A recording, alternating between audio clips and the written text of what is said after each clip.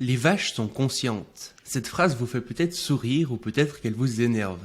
Et c'est normal, parce que nous avons longtemps considéré que les humains étaient les seuls êtres conscients, et que les autres animaux étaient des sortes de machines incapables de ressentir la moindre émotion. Aujourd'hui, nous savons que c'est faux. La science nous a permis de nous rendre compte que les animaux ne sont pas juste des tas de cellules agglomérées, mais bel et bien des individus, avec des capacités parfois étonnantes. Mais alors, qu'est-ce que la conscience? Quels animaux en sont dotés? Est-ce que les plantes pourront bientôt ressentir la douleur? Les intelligences artificielles auront-elles des émotions? Et au final, sommes-nous sûrs que les humains soient réellement conscients? Eh bien, c'est ce qu'on se demande aujourd'hui avec Victor Durand-Lepeuch.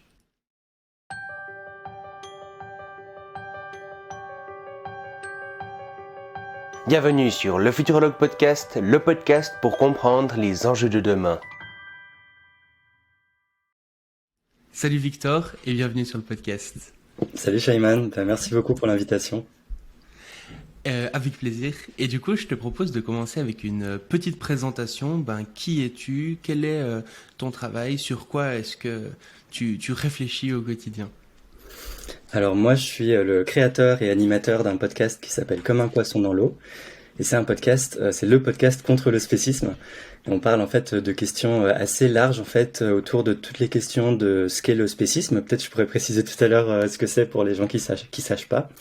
Mais globalement qui ont trait aussi à l'animalisme en général, à la cause animale, au véganisme et à la sentience du coup aussi. C'est des questions et en fait au lien entre cette oppression qu'est le spécisme. Pour aller vite, c'est l'oppression contre les autres animaux et d'autres formes d'oppression. C'est aussi quelque chose qui me tient à cœur de traiter dans le podcast. Et sinon, moi j'ai un parcours, une formation en philosophie. J'ai fait un master de philosophie des sciences et j'ai fini avec un mémoire sur la question de la sentience des poissons, étudié d'un point de vue de philosophie des sciences justement. Donc voilà, c'est aussi une des choses à dire. Et sinon, oui, aussi cette année, j'ai organisé quelques événements, enfin participé à l'organisation de quelques événements sur la pensée antispéciste en fait. Donc en mai dernier, j'avais co-organisé un colloque à l'ENS de Lyon, Penser le spécisme aujourd'hui. Et plus récemment, j'ai co-organisé la semaine de la pensée antispéciste en novembre, qui avait lieu à Rennes. Voilà. Et l'idée, c'est de faire vivre les idées autour de la pensée antispéciste en France et en français plus généralement. Alors, du coup, dans cette présentation, effectivement, tu as déjà dit la plupart des termes intéressants. La première chose, étant donné que j'ai assez peu parlé, disons, de ces sujets sur mon podcast, est-ce que tu pourrais nous définir justement, là, dans l'introduction, j'ai parlé de conscience, toi, tu as parlé de sentience, certains parlent aussi de sensibilité. Est-ce que tu pourrais nous définir un petit peu tous ces termes?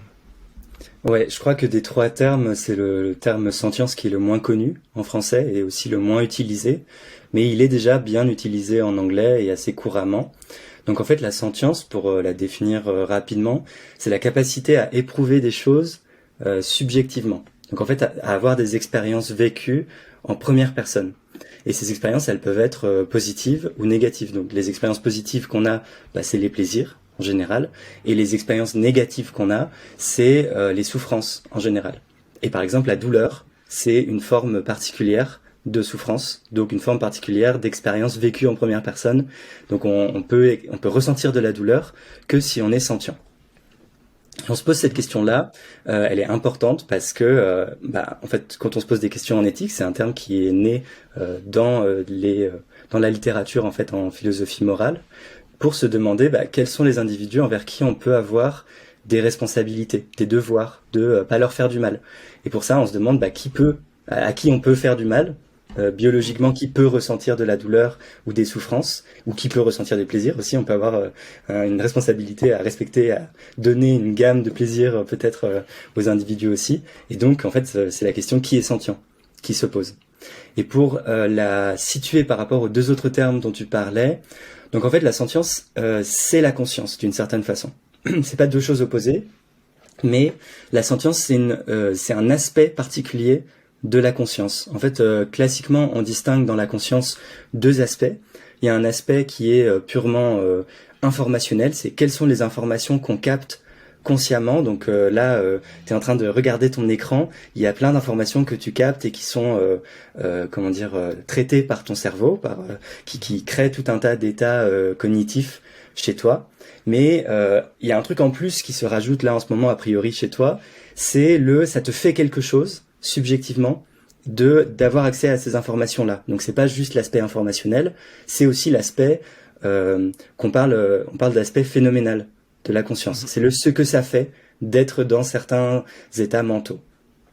Et je pourrais rentrer plus en détail sur cette distinction-là pour la rendre un peu plus intuitive ensuite, mais vu que tu parlais déjà de sensibilité, c'est vrai que moi c'est quelque chose qui a tendance à m'énerver que systématiquement quand on traduit en français le terme sentience qui est présent dans les textes, c'est vraiment systématique, c'est traduit par sensibilité.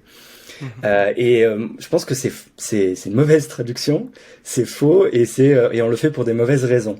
Parce qu'en fait, sensibilité, c'est un terme qui est plus large que sentience. Sensibilité, par exemple, un panneau photovoltaïque est sensible à la lumière qu'il reçoit. Nos smartphones sont sensibles à nos doigts qui sélectionnent des informations sur leur écran. Mais ils sont pas sentients au sens a priori, ils ont pas de conscience phénoménale de tout ça. Donc sensibilité, c'est juste le fait de capter en fait des informations et de les détecter et éventuellement de réagir à ça. Donc ça, c'est plus l'autre aspect à la limite de la conscience ou même un truc sans conscience du tout.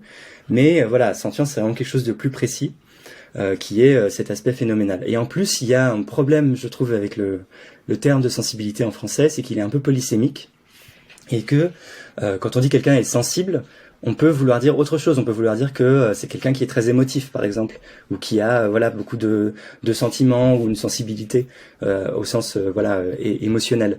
Et c'est encore quelque chose d'autre en fait. Donc quand on dit sensible, on mélange plein de choses qui brouillent complètement la distinction qui est super importante de tracer selon moi en éthique entre justement quelqu'un qui est sentient et quelqu'un qui l'est pas. Mmh. Et du coup, tu disais qu'il y avait plus ou moins deux parties dans la conscience. Là, tu as parlé de la conscience phénoménale, comme tu dis. C'est quoi, du coup, l'autre type de conscience ? Ouais, l'autre type de conscience, c'est une distinction un peu canonique en philosophie de l'esprit qui a été tracée par le philosophe Ned Block, qui distinguait donc conscience phénoménale, ce qui renvoie à la sentience, et conscience d'accès. Donc l'idée d'accès, ça renvoie bien à cette idée de ce que je te disais, de juste réception, détection et traitement de l'information, et à la limite de pouvoir réagir par rapport à ça. Et ça, c'est un aspect différent de la conscience. Donc en fait, c'est drôle parce que la sentience a presque une définition plus claire que la conscience en général. La sentience, elle est plutôt bien définie et elle peut être étudiée expérimentalement.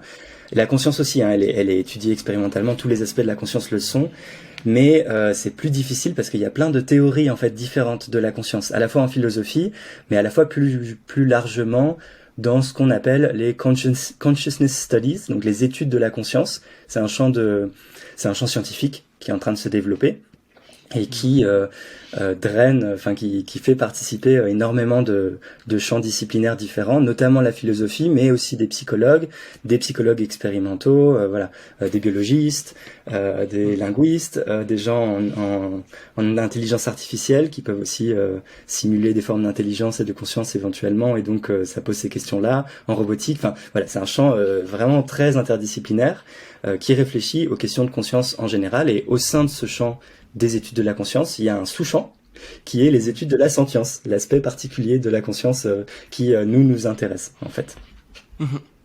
Oui, et donc du coup la sensibilité, ça serait plus la capacité à réagir comme ça à un stimuli extérieur, quoi. Mais ça, c'est pas forcément dû uniquement aux êtres vivants ni aux êtres sentients ou conscients. Même un téléphone ou un panneau photovoltaïque peut le faire. C'est ça. Après, du coup, il y a la sentience qui est là vraiment la capacité à ressentir des émotions positives, négatives, avoir un état d'être interne, en fait, quelque chose que ça fait d'être soi, un état subjectif. C'est ça. Puis, la conscience, du coup, phénoménale, qui finalement est la même chose que la sentience, du coup. En fait, disons que quand je le présente une première fois, je je dis que la sentience, c'est plus ou moins la même chose que la conscience phénoménale. En fait, il y a une légère différence qui est un peu tracée dans la littérature. Comme tu me poses la question, je vais rentrer un peu plus dans le détail. En fait, la sentience, c'est la conscience c'est les états conscients au sens phénoménal avec valence. Donc avec une valence positive ou négative. Parce qu'il peut y avoir des états où ça nous fait quelque chose d'être dans cet état mental, mais ça nous donne rien de positif ou de négatif. Je sais pas, par exemple, si on regarde, moi je regarde en face, j'ai un mur bleu en face de moi. Si je regarde ça, j'en suis conscient, ça fait quelque chose chez moi de regarder ce mur bleu. Mais a priori, là, moi, ça me fait rien de très positif ou de très négatif. Donc on pourrait dire que c'est un état phénoménal neutre. Et cet état phénoménal neutre, d'après les définitions les plus récentes, disons, de la sentience, c'est pas justement de la sentience, parce que ça fait rien qui a une valence. Valence, c'est un terme un peu barbare pour dire c'est du positif ou du négatif. Donc c'est pour ça que je le présentais comme des états comme les plaisirs, ou des états positifs comme les plaisirs, ou des états négatifs comme les souffrances. Et de plus en plus, c'est comme ça, plus précisément, qu'est définie la sentience. Donc on pourrait dire que, mais là c'est vraiment mettre dans des boîtes, mais que la sentience, c'est un type particulier de conscience phénoménale, en fait. Mais en fait, ça enlève pas grand-chose, ça enlève juste les états conscients phénoménalement qui sont neutres, mais qui sont peut-être majoritaires, en fait. Ok. Et du coup, est-ce qu'il y a des êtres qui ont de la conscience phénoménale sans avoir de sentience, enfin qui perçoivent des choses sans que, bien, ont un état subjectif, sans que cet état subjectif soit positif ou négatif? Alors, je vais répondre en deux temps. Est-ce qu'il pourrait y avoir de tels êtres? En théorie, je pense que oui. On peut faire la différence et on peut s'imaginer des êtres. Il y a un philosophe très connu qui s'appelle David Chalmers, qui est, disons, la grande sommité en philosophie de l'esprit. Et lui, il a récemment tracé une distinction, ou enfin une expérience de pensée de Vulcain. Donc, je crois que c'est comme dans Star Trek en fait, qui auraient des états conscients phénoménalement. Ça leur fait quelque chose d'être ce qu'ils sont et de vivre leur vie, mais ils ont jamais aucun affect. Ils ont pas de valence en fait dans la vie. Ils ont pas de trucs positifs ou négatifs. C'est voilà, tout est neutre pour eux. Et ça, on peut l'imaginer. On peut imaginer des êtres pour qui ça fasse quelque chose d'être dans leur état, mais ça leur fait pas des choses de positives ou de négatives. C'est un état conscient neutre permanent. Donc ça, on peut l'imaginer. Maintenant, est-ce qu'il y a de tels êtres qui existent? Bon alors, sur des planètes distantes qu'on n'aurait pas découvertes, je sais pas. Sur la Terre, c'est difficile de le dire. Moi, je sais pas ce qu'il en est. Je pense pas qu'on ait encore trouvé de façon d'isoler avec certitude, d'identifier en fait dans la nature des êtres vivants qui est de telles caractéristiques. Faut voir aussi qu'en fait, souvent, chez les humains et chez la plupart des animaux sentients, ça vient ensemble en fait. T'as toujours une valence en plus d'avoir un état phénoménal pour la plupart du temps. Et ça s'explique par l'évolution en fait. Juste, ça avait un avantage probablement évolutif de pouvoir te dire ça c'est bien, ça c'est mal, ça je vais l'éviter, ça je vais plutôt le rechercher. Ça a du sens que ce soit venu ensemble. Et c'est ce qui fait que des fois on a du mal à distinguer des choses dans notre esprit, c'est parce que pour nous ça vient toujours ensemble en fait, on les perçoit jamais différemment. Ok, super intéressante cette distinction. Et donc ça c'est la conscience phénoménale et la sentience. Et puis du coup il y aurait encore un autre type de conscience qui là serait plus un petit peu avoir accès finalement à se dire qu'on est nous-mêmes des individus, c'est un peu ça. Bah là, se dire on est des individus, en soi, si tu le présentes comme ça, c'est une croyance qu'on a, et on peut avoir des croyances qui soient pas l'objet d'état conscient en ce moment. En fait, là, dans ton cerveau, t'as plein de croyances qui ont été accumulées et qui sont pas entre guillemets activées, qui sont pas conscientes chez toi. Et t'as la croyance que si tu te lances dans le vide, tu vas tomber. T'as la croyance que si tu bois de l'eau, tu vas plus avoir soif. Tu vois, et c'est pas des choses où tu étais en train d'y penser consciemment avant que je te le dise. Donc ça, c'est des états mentaux qui sont en fait inconscients. Et quand tu les rends conscients, là, le problème, c'est que ça les rend conscients à la fois au sens de conscience d'accès et au sens de conscience phénoménale. Donc les deux viennent en même temps parfois. Mais pour rendre intuitif un peu cette distinction qui est pas toujours super claire à tracer, il y a un phénomène qu'on observe qui est le phénomène de blind sight. On parle aussi de vision aveugle. Donc c'est un phénomène qui a été observé en fait par des études en psychologie expérimentale. Et c'est l'idée qu'il y a des personnes qui ont une certaine lésion dans une aire du cerveau qui s'appelle V1, je crois, qui est à l'arrière du cerveau ici. Et ces personnes ne voient plus consciemment. Donc elles se vivent comme étant aveugles en fait, comme n'ayant aucune perception consciente des choses ou des couleurs ou voilà de la vision. Mais il se trouve qu'elles ont encore les autres parties du cerveau qui lui permettent de traiter l'information au sens de la conscience d'accès. C'est-à-dire que ces personnes, si tu leur demandes de s'asseoir dans un contexte expérimental et de dire bon voilà quelle couleur est affichée, elles ont le choix entre 3 couleurs. Elles vont te dire ça sert à rien ce que vous me demandez de faire parce qu'en fait je vois rien. Donc c'est inutile, je comprends même pas la question. Et on leur dit mais essayez de deviner, c'est pas grave. Et en fait, elles vont deviner la plupart du temps juste. Plus souvent que le hasard ne le permettrait. Donc en fait, ça veut dire qu'il y a quand même l'information de la couleur qui est traitée dans leur cerveau. Elles ont accès à cette information-là. Elles en sont conscientes au sens de conscience d'accès. Mais cet état ne donne pas lieu à un état mental phénoménal. Elles ne voient pas, ça ne leur fait rien au sens subjectif, en première personne, mais leur cerveau a quand même accès à cette information-là. Et ça permet bien de distinguer, en fait, ce qu'est la sentience. Donc là, elles ont pas de sentience de la vision, entre guillemets, même si là, une fois de plus, là, c'est peut-être un état neutre, donc c'est peut-être pas la sentience, mais je vais rester sur conscience phénoménale, disons. Elles ont pas la conscience phénoménale de ce qu'elles sont en train de voir, mais elles y ont bien accès.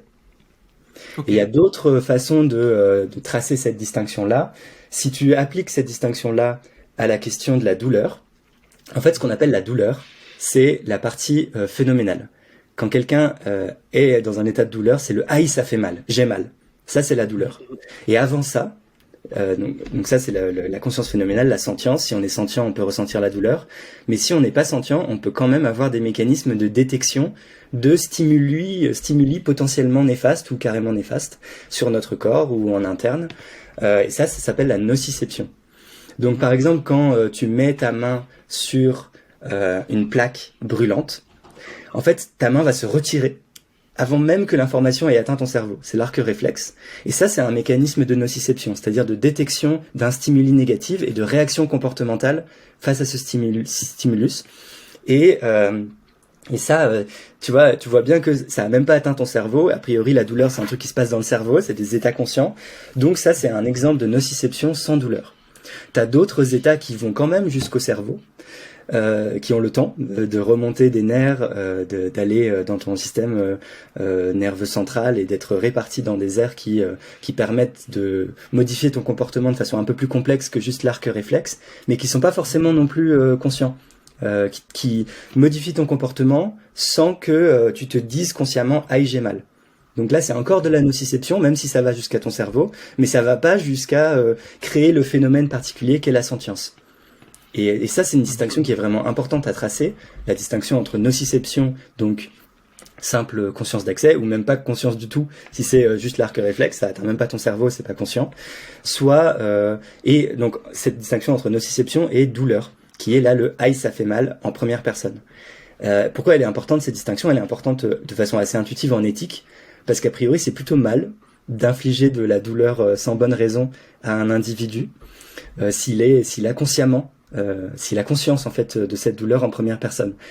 A priori, c'est moins clair que ce soit une mauvaise chose si c'est juste un arc réflexe et que c'est jamais ressenti en première personne consciemment, au sens de conscience phénoménale. Donc cette distinction entre nociception et douleur, elle a l'air de faire une différence pertinente en éthique sur ce qu'on a le droit de faire à des individus ou sur ce qu'il est juste de faire à des individus.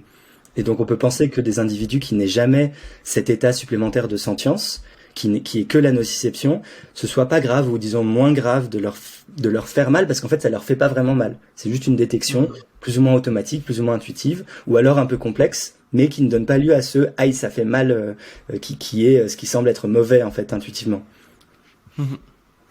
Ouais, en fait, ils réagissent à un stimulus, mais sans forcément le percevoir comme négatif, enfin, sans du tout le percevoir comme négatif ou positif, quoi. Ils ont pas d'état interne. Ou alors, il peut y avoir de la valence, mais sans conscience phénoménale, c'est-à-dire c'est juste, c'est une sorte de réflexe ancré par leur histoire évolutionnaire et ça atteint jamais, ça fait jamais le aïe ça fait mal, c'est juste qu'ils s'adaptent automatiquement. Peut-être c'est le cas des insectes, encore qu'on pourra en reparler, c'est pas bien sûr, mais on peut penser que c'est une forme de réflexe intuitif qui n'atteint jamais cet état-là qui semble être mauvais pour la conscience.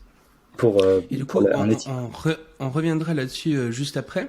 Mais pour finir du coup avec la conscience, parfois on voit un peu des documentaires sur les animaux comme ça, où on voit par exemple où ils vont mettre, je sais pas, des taches sur la tête d'un éléphant, le mettre devant un miroir pour qu'il puisse se reconnaître lui-même et puis toucher sa tache et être là en mode. Et puis ils disent que justement ça c'est un peu la conscience. Est-ce que du coup ça serait encore un autre type de conscience ou à quoi ça correspondrait ce genre de test? Ouais, complètement. Tu fais bien d'en parler. Ça, c'est encore quelque chose de différent et qu'on a une fois de plus tendance à tout mettre ensemble parce que nous, on reçoit tout en même temps et on a tout, on coche un peu toutes les cases, donc on pense pas à les distinguer. Ça, c'est ce qu'on appelle la conscience de soi. Donc c'est qu'on a conscience d'être un individu et de son propre rapport à son environnement, d'être distinguable en fait de ce qui n'est pas soi.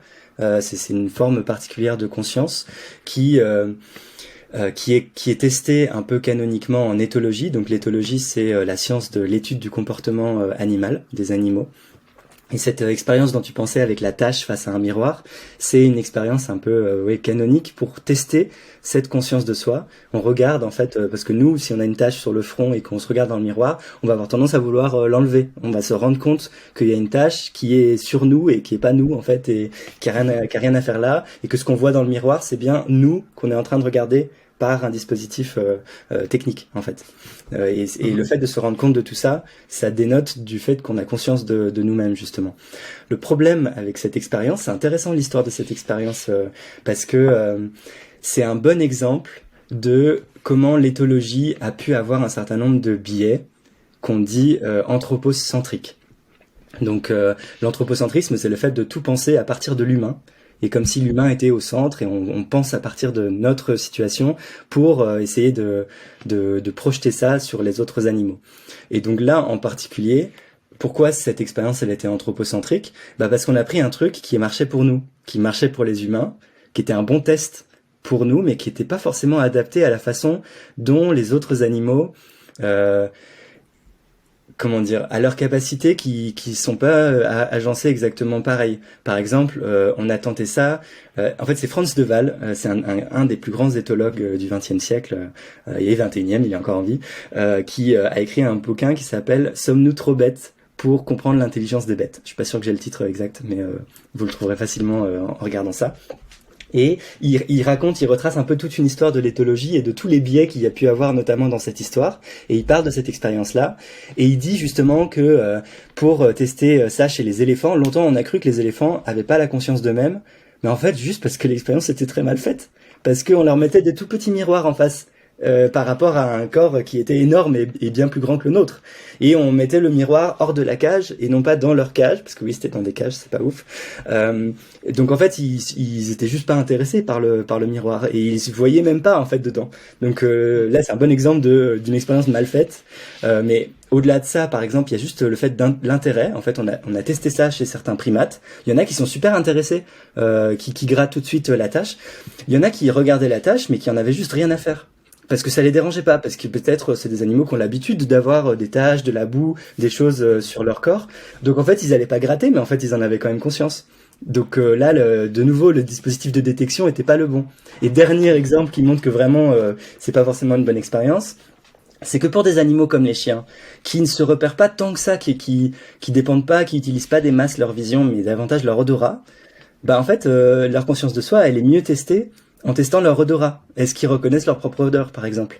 Et les tâches, peut-être qu'ils vont pas trop réagir. Et de fait, voilà, cette expérience-là, je crois qu'elle marche un peu moins bien sur les chiens, typiquement. Donc là, c'est 3 exemples qui montrent très bien à quel point le dispositif même, le progrès de la science dans l'étude de la cognition animale ou de leur comportement ou de leur capacité de cognition et de conscience peut être biaisé par le fait qu'on réfléchit à partir de notre propre situation humaine qui est forcément très différente et qui tient pas forcément compte des différences de capacité ou juste des différences corporelles, voilà, entre nous et les autres animaux. Mhm. Et du coup, cette conscience d'accès qu'on essaye de tester vraiment maladroitement, en gros, ça consisterait un petit peu à dire Conscience de soi, hein, j'existe, quoi. Oui, conscience de soi, ça ouais. consisterait à dire un peu j'existe, quoi. À dire je suis un individu. C'est Pas un peu ça. forcément, parce que tu pourrais penser qu'un animal pourrait avoir la conscience de soi, c'est-à-dire une Mhm. certaine perception de soi-même comme distinct de son environnement, sans pouvoir formuler des croyances explicites comme je suis un individu. Tu vois? Ok, ouais. Là, c'est plus une capacité distincte, voire qui se surajoute à ça. Mais je pense pas que ce soit nécessaire pour dire qu'un animal a conscience de lui-même. Ok, ok. Et quand on parle de sentience, souvent on ajoute un petit peu des trucs avec, comme par exemple la personnalité. Du Hmm. coup, est-ce que un être qui est sentient, il a forcément une personnalité ou pas forcément? Alors là, je pense que j'atteins les limites de mes connaissances sur la cognition animale. C'est pas du tout un truc que j'ai étudié, les personnalités. Je saurais même pas te le définir bien rigoureusement. Donc, Mm. je serais tenté de te dire c'est encore quelque chose de différent. Euh, Faut voir qu'en fait, t'as plein de capacités cognitives qui sont distinguables, mais qui sont pas sans lien non plus, qui souvent viennent ensemble, qui peuvent interagir les unes avec les autres. C'est une façon de ne pas te répondre, hein, de te dire que je sais pas pour la personnalité, mais de quand même dire un truc. Mais par exemple, quand on réfléchit au lien entre la sentience et les émotions, en fait, les émotions, il y a la même distinction au sein des émotions entre un aspect conscience d'accès et l'aspect phénoménal. T'as une partie des émotions qui sont juste la détection de stimuli et une certaine modification physiologique, notamment par tes hormones, par exemple. Tu vas avoir une modification de tes taux d'hormones dans le sang et ça va circuler, ça va créer des choses dans ton cerveau différentes, ça va peut-être mener à des différences comportementales quand t'as des émotions. Et tout ça, c'est une partie des émotions qui est pas forcément consciemment perçue, au sens de ah, je sens que je suis en colère. Là, c'est la Mhm. partie vraiment consciente des émotions. Donc en fait, être sentient, c'est pas forcément avoir des émotions, parce que tu peux avoir des émotions, une partie des émotions, tant que t'as pas la partie consciente, je suis en colère ou je suis triste ou ah là là rien ne va. Enfin, tu vois, c'est pas forcément exprimé comme ça. Tu te le dis pas forcément, mais t'as accès à tes états internes. Ça vient pas forcément, t'as pas forcément tout le package quand t'as des émotions. Mais c'est pas sans lien non plus, parce que la sentience c'est une partie des émotions et ça a à voir avec la valence. Donc en fait, les émotions aussi, il y a une forme de valence qui est associée. Et t'as des émotions positives et des émotions négatives. Et on peut penser que les mécanismes du cerveau qui permettent de donner de la valence à certains états, comme la douleur et comme les plaisirs, sont peut-être les mêmes ou sont connectés aux états de valence des émotions en fait. Voir que c'est les mécanismes de l'émotion qui donnent leur valence en fait aux états sentients. Donc c'est des choses qu'on peut distinguer, mais c'est toujours super relié en fait. Et c'est ce qui est difficile à étudier quand on fait de la psychologie animale en général ou de l'éthologie, c'est d'aller essayer de distinguer des choses qui dans les faits sont reliées dans l'amas de cerveau qu'on a et de neurones qui sont hyper connectés. Et voilà, c'est difficile dans les faits de séparer ça expérimentalement. Ouais, ça a l'air en tout cas. Et justement, souvent on dit aussi que quand un être est sentient, à quelque part sa vie lui importe. Est-ce que Ouais. ça c'est correct? Bah ça c'est pour dire que au moins ça lui fait quelque chose d'être dans les états que cette personne est, que cet individu Mhm. est. Donc c'est un bon indice pour dire que sa vie lui importe. En un certain sens, hein, ça veut pas forcément dire que il y a une perception consciente de la vie a une importance pour moi comme quelque chose de très réfléchi, comme une croyance qui serait activement pensée. Mais quand on dit sa vie lui importe, c'est une façon de dire que ça a une pertinence en éthique et que il y a quelque chose de mal si on lui fait du mal justement, ou si on lui enlève sa vie sans bonne raison, ou si on l'écourte avant qu'elle meure d'une mort naturelle. C'est une façon de dire justement que cette distinction, cette capacité-là qu'est la sentience, a une pertinence morale, semble faire une différence, Ok. qu'il est important de tracer. Et je sais pas si tu Mhm. veux que j'en profite pour parler un tout petit peu de spécisme, parce que ça peut être Oui, l'occasion. si tu veux, ouais, si tu veux définir un peu ce que c'est. Parce qu'en fait, la sentience, elle est venue dans l'éthique animale comme une réponse à la dénonciation de quelque chose en quelque sorte. Donc ce qui a été dénoncé, c'est le spécisme. Et le spécisme, initialement, quand il a été pensé en philosophie, ça a été défini comme une forme de discrimination en fonction du critère de l'espèce et une discrimination arbitraire. C'est-à-dire qu'on fait des différences de traitement qui n'auraient pas lieu d'être sur la base d'un critère qui justifie pas en fait cette différence de traitement. Et au-delà de la différence de traitement, en fait, ce qui est en jeu, c'est une différence de considération des intérêts. C'est-à-dire qu'à intérêt égal entre, par exemple, disons une poule et moi, une poule a un intérêt à ne pas souffrir, a très certainement un intérêt à ne pas mourir prématurément, comme moi, mais comme c'est une poule, on va considérer que c'est ok de la tuer et de la faire souffrir si c'est pour m'apporter un tout petit plaisir qui est le plaisir d'un repas de poulet. Donc ça, c'est un bon exemple de spécisme, c'est-à-dire de discrimination où on néglige complètement les intérêts d'un individu au profit d'intérêts peut-être très secondaires et très futiles d'un autre, moi, parce que franchement, je peux manger autre chose et le petit plus de plaisir que ça m'apporte justifie pas des mauvais traitements et une torture, une forme de torture ou le fait de tuer un autre individu. Donc ça, c'est un bon exemple de spécisme. Et donc, ce qu'ont dit les philosophes, c'est que ce qui était jusque-là intuitivement accepté, l'idée que l'espèce fait une différence, que les humains sont supérieurs et qu'on a le droit et que c'est ok éthiquement de maltraiter les autres animaux parce que les humains, les intérêts des humains comptent plus et sont plus importants. En fait, on s'est rendu compte que c'était faux, tout simplement, que c'était arbitraire et que c'était pas justifié. Et donc il y avait une énorme injustice qui avait cours. Et donc ce qu'on a dit, c'est que le critère de l'espèce est un critère arbitraire pour quand on réfléchit à quels intérêts il faut considérer. Donc ça, c'est une proposition négative. On dit tel critère n'est pas pertinent. Et du coup, il y a en face, ce qui est mieux, c'est d'aller jusqu'au bout et de dire du coup, quel critère est pertinent ? Quel critère on a le droit d'utiliser ? Quel critère plutôt il est pertinent d'utiliser quand on cherche à déterminer quels individus, à quels individus envers quels individus on a des devoirs ou à quels individus on doit faire attention.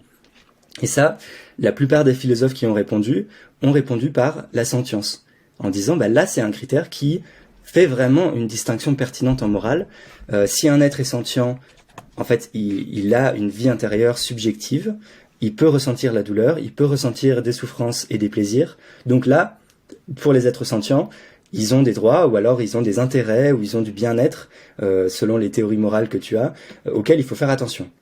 Et si un être est pas sentient, il n'y a pas tout ça, a priori. Il y a pas de douleur, il n'y a pas de plaisir au sens conscient. Il n'y a qu'une vie inconsciente ou seulement consciente en un autre sens, le sens d'aspect de conscience d'accès, qui n'est pas aussi chargé éthiquement du coup. Et donc, ça semble bien tracer des distinctions qui là sont pas arbitraires comme quand on essaie de les tracer avec l'espèce. Donc voilà, la sentience vient un peu comme une réponse au rejet du spécisme. Et du coup, on pourrait s'imaginer que effectivement tous les êtres qui sont sentients méritent de la considération morale, puisque ils peuvent ressentir des effets, des ressentis négatifs. Et du coup, c'est important de les prendre en compte. Cela dit, du coup, est-ce que il y aurait d'autres critères à prendre en compte ? Parce que, par exemple, on parlait de conscience de soi.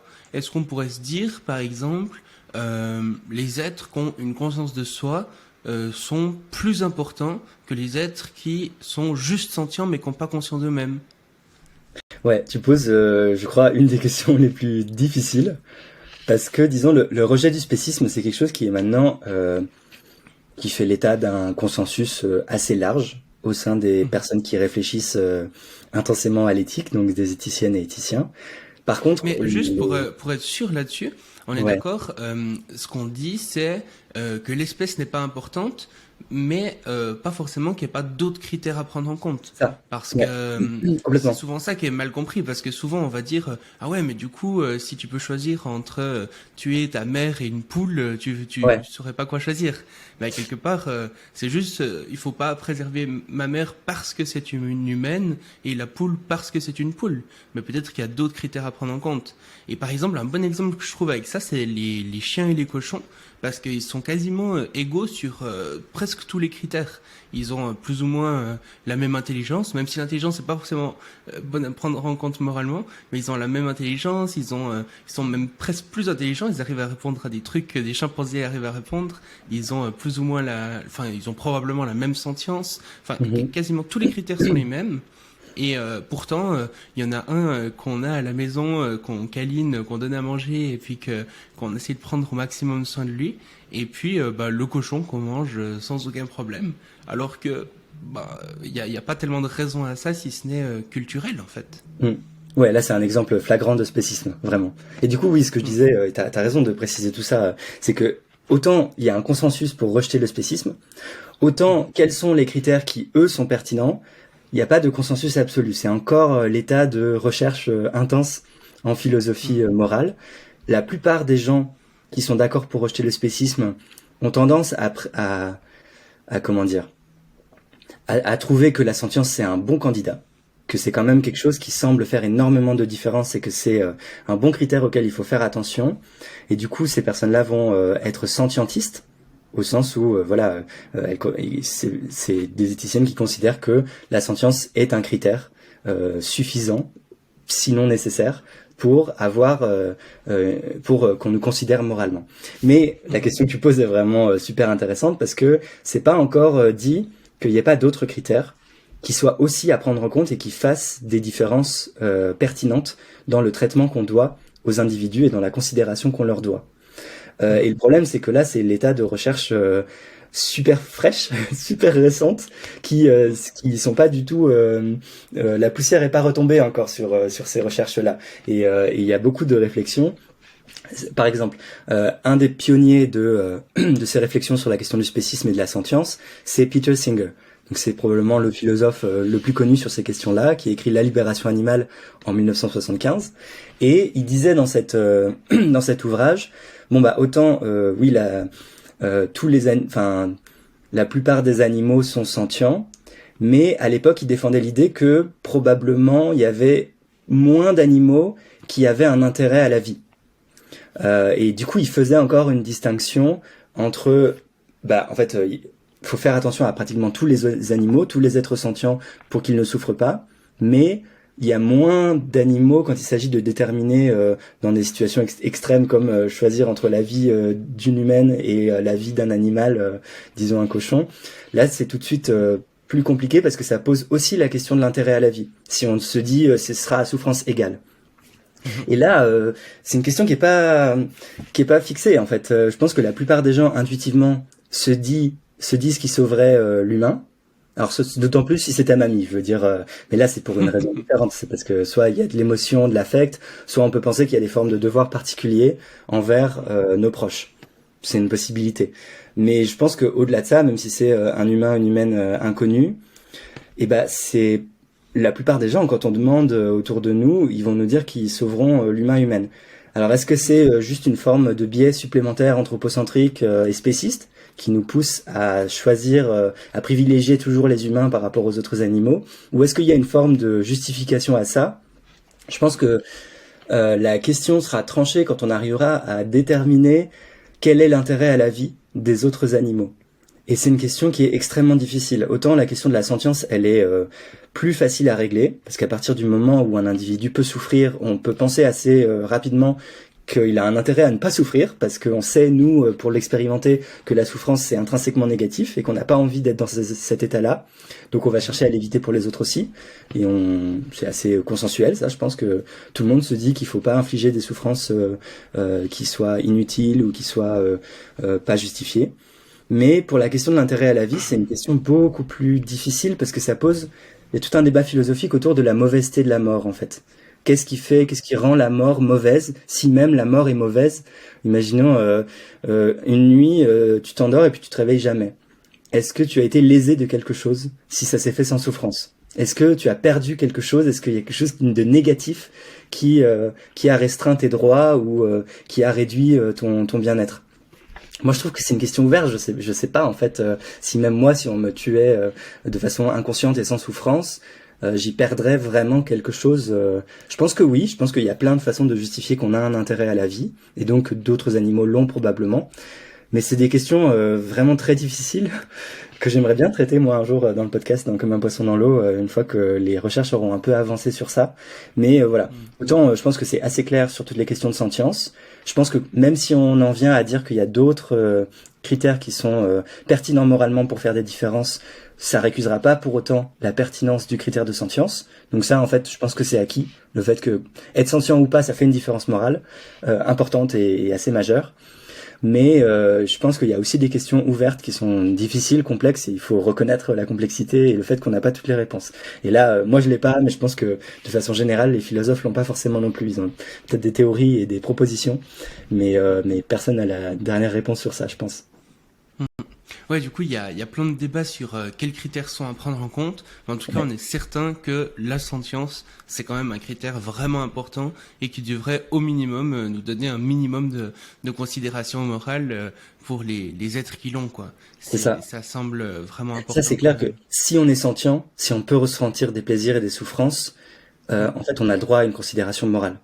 Et on a un Après, intérêt peut-être qu'on peut imaginer du coup des êtres qui sont pas sentients mais qui ont quand même le droit à une considération morale avec d'autres critères, mais ça on n'est pas certain. Et puis peut-être des êtres qui ont encore plus de considération morale que ceux qui sont uniquement sentients. Mais du coup ouais, c'est passionnant. Et je pense que ça va beaucoup évoluer aussi avec étant donné que les gens prennent de plus en plus en compte quand même le bien-être des animaux, que c'est un mouvement qui grandit. Je pense que c'est des questions qui vont être de mieux en mieux répandu à quelque part.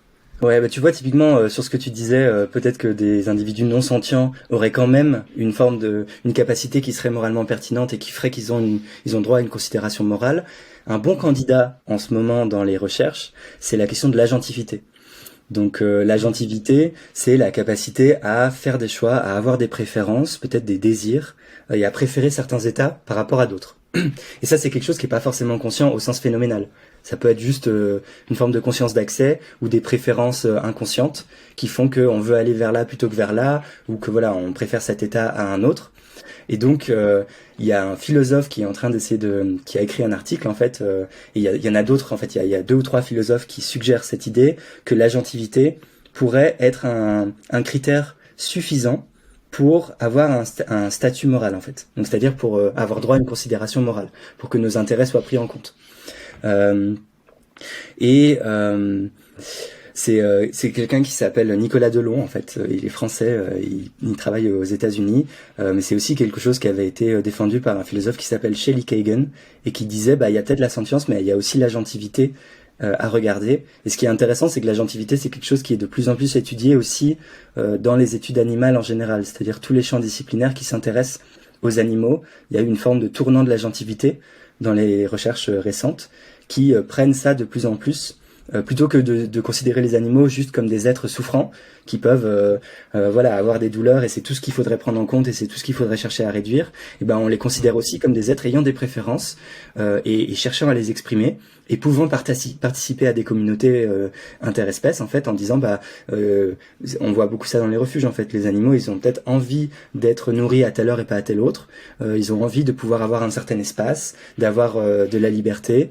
Ils ont un caractère, des personnalités, des choses qui relèvent pas de juste leur capacité à souffrir ou à avoir des plaisirs, comme nous en fait.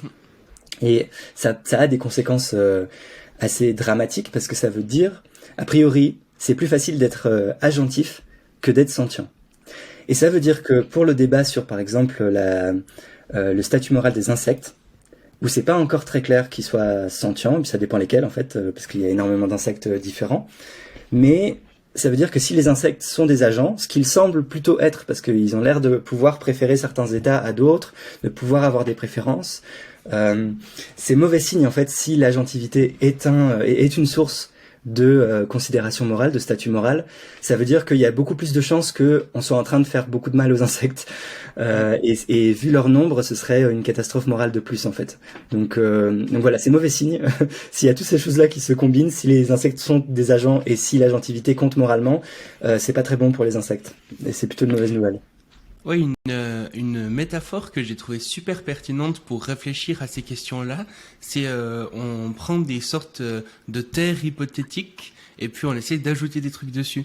Et par exemple de se dire ah bah si il y avait une terre avec un animal, par exemple une vache, un animal sentient, et ben est-ce que cette vache importerait en soi, ou bien est-ce que la vache importe seulement parce qu'elle est la propriété d'un humain quelque part. Et s'il y a de la sentience, c'est que la vache importe en soi. Et ce que je trouve intéressant aussi, c'est que du coup, il y en a qui disent ah ouais, mais du coup, par exemple, si on imagine une terre complètement sèche, aride, avec plein de volcans, ou bien la même terre avec, je sais pas, de la flore extrêmement luxuriante, des arbres, des racines, etc., mais aucun être sentient, et ben, à quelque part, est-ce que la deuxième vaut quand même plus que la première?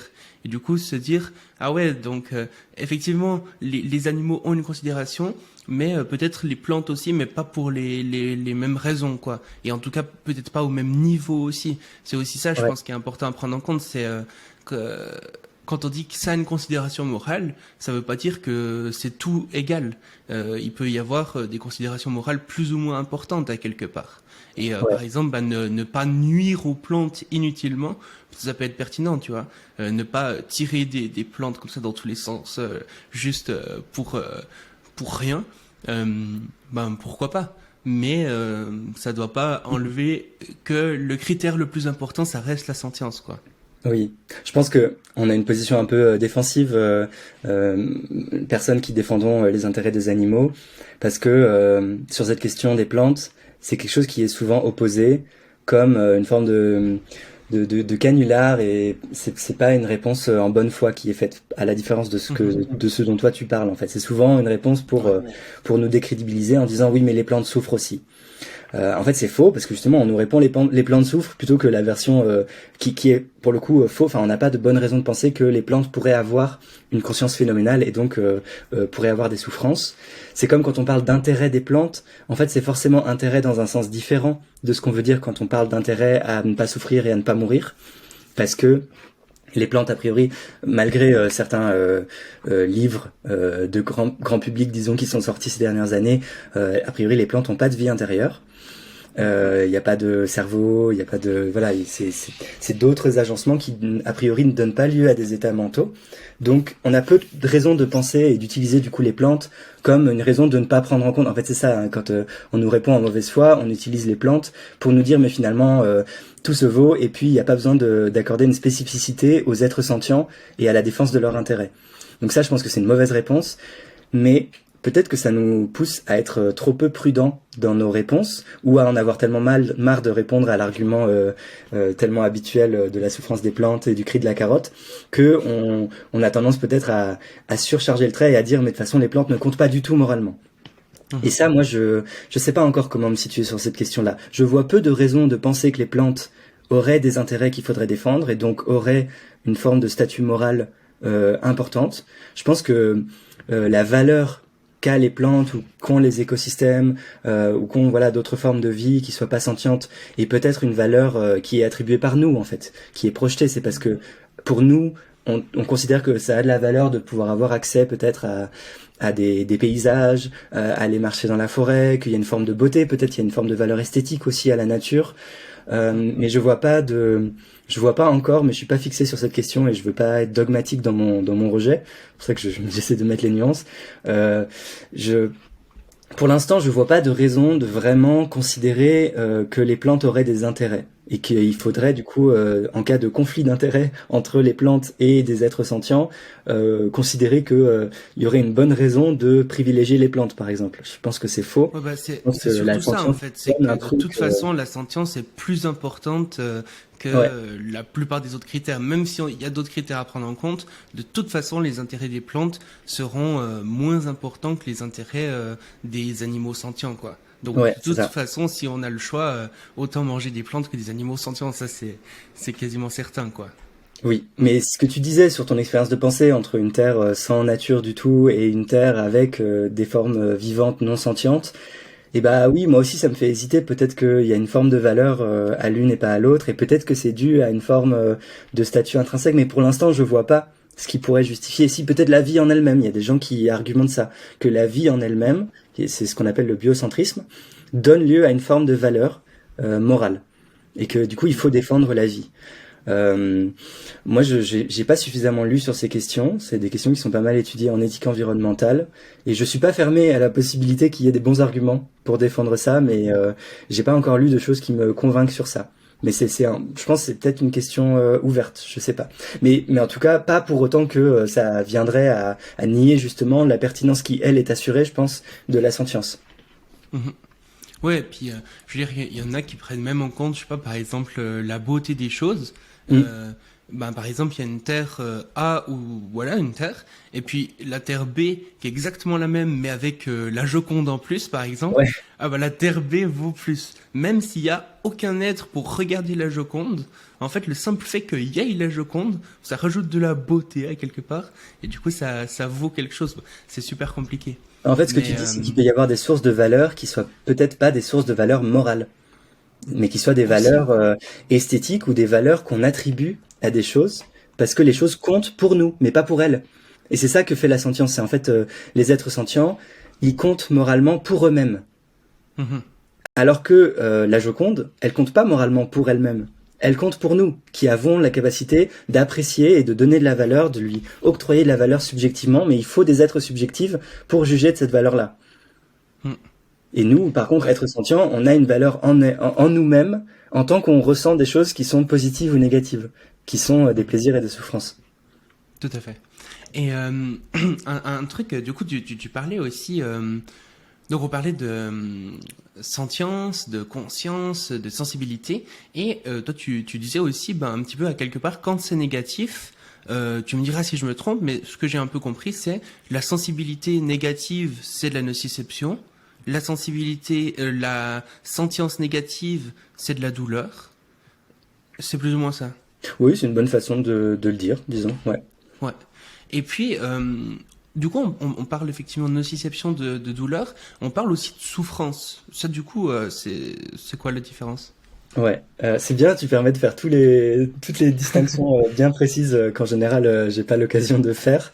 En fait, la douleur, c'est un sous-type de souffrance. Tu peux avoir des souffrances qui relèvent pas de la douleur, par exemple des souffrances psychologiques. Tu vois, quelqu'un Ok, ouais. qui a une dépression et pas forcément dans un état de douleur. Il n'y a pas de Mm. douleur physique, mais il y a une forme de souffrance qui est créée par des états mentaux négatifs, qui sont ressentis en première personne. Donc là, c'est une forme de souffrance qui ne relève pas de la douleur. Et Souvent, donc, on ce qui est simplifie en important fait. moralement, c'est la souffrance. C'est pas, enfin, c'est Oui, oui, l'entièreté. Si c'est c'est toutes les psychologique, c'est aussi souffrances. important à prendre en compte. Complètement, complètement. Et on Mhm. se trompe. Enfin, peut-être que faudrait pas laisser penser en. Souvent, on utilise ce cas de la nociception et de la douleur parce que c'est le cas qui a le plus été étudié en fait en Mhm. biologie et dans l'étude des autres animaux. Et même chez les humains, c'est quand même un état qui nous importe pas mal. Mais il faudrait pas laisser penser que c'est les seuls états sentients qui sont importants. Les souffrances en général le sont, les souffrances qui ne relèvent pas de la douleur du coup en particulier aussi. Mais il y a aussi eu des articles, une forme de tournant dans les études justement du comportement animal, en éthologie et en biologie des autres animaux. À un moment, il y a des scientifiques qui ont commencé à dire, mais c'est quand même bizarre, on passe notre temps à étudier des états négatifs. Pourquoi on fait ça? Pourquoi on fait qu'étudier les souffrances? Alors qu'en fait, les états sentients, c'est aussi les états positifs. Et il y a des gens qui ont appelé explicitement, et il y a par exemple une scientifique très intéressante qui s'appelle Marianne Dawkins, qui a été notamment mariée, je crois, à Richard Dawkins, qui a écrit Le gène égoïste. Ouais. Et en fait, qui est moins connue que lui, alors qu'en fait, elle est aussi super intéressante. Et à un moment, elle a appelé justement à considérer de façon à aussi étudier les états positifs chez les autres animaux, pensant que si on étudiait que les états négatifs, on allait manquer des choses. Et du coup, pour la science, ça allait être une forme de biais qui nous empêchait aussi de considérer positivement les autres animaux. Et c'était vrai parce qu'elle, elle s'inscrit dans un champ qui est la science du bien-être animal. Alors, quand on est animaliste, on a tendance à, comment dire, à faire la grimace quand on entend bien-être animal, parce que c'est comme les plantes, c'est un truc que souvent on utilise pour parler d'une chose qui n'est pas le bien-être animal. Souvent, c'est un des éléments de langage de l'industrie, de la zootechnie, qui cherche à optimiser en fait les techniques d'élevage et du coup à juste exploiter d'autant plus les animaux et à donner l'illusion qu'on prend soin d'eux. Mais ça se finit on parle de soins des porcelets quand en fait on leur coupe la queue, qui leur entraîne des souffrances par par convenience en fait, juste parce que sinon ils vont se les bouffer parce qu'ils sont dans des environnements qui leur causent énormément de stress et qui leur causent des comportements pas habituels. Donc voilà, on est un peu méfiant quand on parle de bien-être animal, mais il y a une vraie discipline scientifique qui s'appelle les études du bien-être animal, et c'est dans ce champ-là que s'inscrit Marianne Dawkins, et c'était un peu le paradoxe que l'étude du bien-être animal en fait étudiait davantage la souffrance et pas du tout les bien-être positifs, tu vois, les plaisirs aussi. Et l'idée c'était que les animaux, les autres animaux, mais nous aussi, on a intérêt à pas souffrir, à pas être torturé, à pas avoir d'état négatif, à pas être dépressif, y compris si on parle d'autres choses qui ne sont pas la douleur. Mais on a aussi intérêt à avoir des plaisirs, à pouvoir jouer, à avoir des interactions sociales. Il y a plein de choses qui sont pas prises en compte, qui sont des manques en fait ou des points aveugles des considérations de bien-être animal si on pense tout en négatif. Mhm. Tout à fait. Et puis, en fait, on pourrait se dire, avec tout ce qu'on a dit là, que finalement, ce qui serait bien, ce serait de diminuer la souffrance et d'augmenter le plaisir. Mais du coup, il y a une question qui se pose quand même, parce que la souffrance, est-ce que c'est pas ça qui nous permet finalement d'apprendre des choses? Est-ce que si imaginons que par exemple je mette ma main sur une plaque chaude et que je me brûle, est-ce que si je réagis juste, j'ai juste de la nociception, mais j'ai pas l'expérience de la souffrance, est-ce que je peux quand même apprendre et ne plus le faire la prochaine fois? C'est une bonne question. Je pense que d'un point de vue évolutionnaire, il y a une bonne raison qu'on ait développé des capacités à ressentir la douleur, et c'est probablement lié aux capacités d'apprentissage et d'adaptation comportementale qui permet de faire différemment la prochaine fois et de se souvenir en fait de la mauvaise expérience et d'essayer de l'éviter. Donc t'as probablement raison pour ça. Après, il y a quand même une chose très claire, c'est que les souffrances là dont on parle pour les autres animaux, le plus souvent c'est des souffrances extrêmes, et c'est pas les souffrances qui leur permettent d'adapter leur comportement, c'est des souffrances atroces et injustifiées. Donc il y a quand même une différence à tracer entre. Faudrait pas que ce soit utilisé pour dire du coup si c'est utile pour les autres animaux, on peut bien continuer de les exploiter et de les faire souffrir vu que ça les aide. Bon, voilà, mais je pense pas du tout que tu suggérais ça. En général, c'est vrai, c'est possible que la douleur, en plus de la nociception, plus spécifiquement, nous ait permis d'avoir un avantage évolutif et nous permette de nous adapter à notre environnement et d'y réagir de façon complexe. Maintenant, on pourrait se poser la question, est-ce qu'il y a vraiment... C'est la façon dont nous, on a été sélectionnés. C'est un truc qui a été retenu parce que ça semblait bien marcher. Est-ce qu'il n'y a pas d'autres choses qui pourraient tout aussi bien marcher et qui nous donneraient accès à cette information-là et nous permettraient d'apprendre sans avoir à ressentir l'expérience négative? Je sais pas, moi je me dis, tu vois, pour apprendre qu'il faut pas toucher la plaque brûlante, moi j'ai pas fait l'expérience beaucoup de fois en fait. Juste on me l'a dit et on me l'a redit et on me l'a répété et on a fait très attention à ce que je mette pas ma main dessus, et ça marche aussi pas mal en fait. Tu vois, ça peut être compensé par des capacités en fait qui ont trait à nos capacités sociales en fait, d'interaction et d'intelligence collective et de transmission et de socialisation des savoirs, qui font que il y a des choses qu'on peut apprendre sans avoir à faire une expérience négative de douleur. Mm. Pour le coup, moi, j'ai vraiment essayé et je déconseille fortement. Ouais, ben voilà. Du coup, t'as appris, mais C'était pas forcément la meilleure option pour non, savoir c'est si la ça, plaque c'est était pas chaude ou pas, indispensable. quoi. Ouais. Mais, mais en fait, ce que je me pose quand même comme question, c'est, je sais pas, par exemple, les plantes ou je sais pas, par exemple, certains animaux comme les moules ou comme ça, a priori, qui sont pas sentients. Est-ce qu'ils ont quand même la capacité d'apprendre du coup de stimuli qui jugent négatifs? C'est une bonne question. Euh, bah, je me méfierais du terme apprendre parce que ça semble suggérer une forme de croyance euh, complexe, tu vois, la formation de processus qui sont peut-être pas présents chez les bivalves comme les moules ou chez les plantes, mais en un sens large, peut-être pas apprendre, mais s'adapter ou développer des stratégies d'adaptation. Ça, je crois que c'est quelque chose qui a été montré même chez les plantes, d'évolution face à son environnement et même de production de substances chimiques qui préviennent les plantes alentours quand elles sont en train d'être mâchées par un animal, par exemple. Ça, c'est ce qui fait penser qu'il y a une intelligence des plantes. Mais c'est pour ça que je me méfie de l'idée d'intelligence, parce que ça semble aller un peu trop vite, ou alors noyer le terme intelligence dans des choses qui sont très générales, alors qu'en fait c'est peut-être juste une forme d'adaptation sélectionnée et une forme de réflexe, tu vois.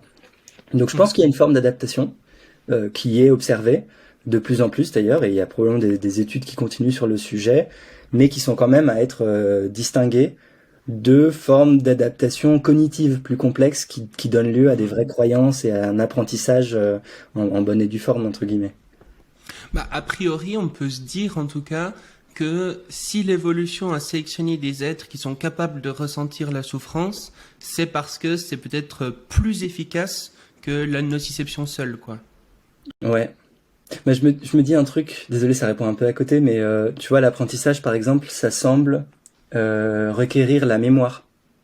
Si c'est vraiment genre Ouais. le terme apprentissage au sens de on se souvient et on fait attention et on apprend à faire différemment, il faut la mémoire. Et je pense que les plantes n'ont pas de mémoire, qu'elles ont des choses qui sont écrites dans leur ADN et qui sont une réaction automatique à des stimuli extérieurs qui ont été sélectionnés. Il peut y avoir des mutations qui créent des nouvelles formes de réactions qui peuvent être sélectionnées de nouveau parce qu'elles sont plus intéressantes. Mais a priori, il y a pas de pensée en fait derrière. C'est un Ouais, processus inconscient, à la différence de l'apprentissage qui peut être un processus conscient ou inconscient, mais d'états mentaux en fait qui font appel à d'autres fonctions mentales comme la mémoire. Désolé, tu peux reposer ta Et, question si tu et, veux. et Je c'est ça sais pas du coup trop qu'on répondre. appelle le nociceptive behavior, c'est ça?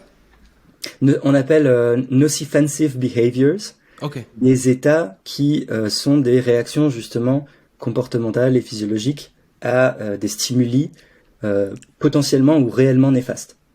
Mhm. Donc le fait de retirer ta main par réflexe de, de la plaque brûlante. Mais ça peut être aussi le Ouais. fait de, pour un poisson par exemple, parce qu'on parle pas beaucoup des poissons, mais on en parle trop peu, alors qu'ils sont super chouettes et importants.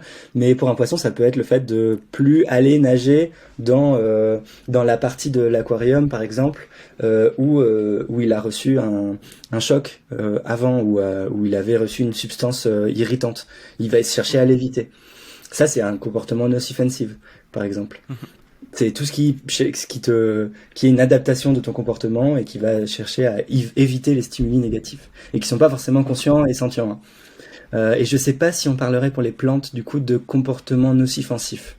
J'avoue que du coup, il me semblerait que non. Il me semblerait que Ah non et que la d'accord. nociception, c'est quelque chose de plus restreint qui est tout juste en train d'être montré. Il y a certains éléments de nociception qui sont en train d'être démontrés chez les insectes, par exemple, en ce moment. Et c'est l'enjeu de, après, savoir si, même si les insectes ont de la nociception, s'ils ont bien de la douleur en plus de ça. Mais déjà, on est en train d'essayer de montrer qu'ils ont de la nociception. Et du coup, de voir qu'ils ont, par exemple, des récepteurs à la douleur, enfin des récepteurs à la nociception pour être plus précis, pour pas faire la confusion comme parfois je la fais. Mhm. Donc des récepteurs à la nociception. Donc par exemple si je sais pas si je me coupe la main, moi j'ai des récepteurs dans la main, mais toi aussi a priori, qui détectent ce stimulus négatif, qui le font remonter par des nerfs. Donc il y a un système nerveux qui remonte des tissus vers une instance centralisée, donc le cerveau. Donc le système nerveux central, en fait, en haut à moelle épinière, qui centralise l'information de tous les tissus et qui la redistribue dans des aires du cerveau qui sont capables d'intégrer l'information et d'en faire quelque chose qui devient peut-être après de la douleur, mais qui peut juste être une réponse comportementale plus ou moins programmée.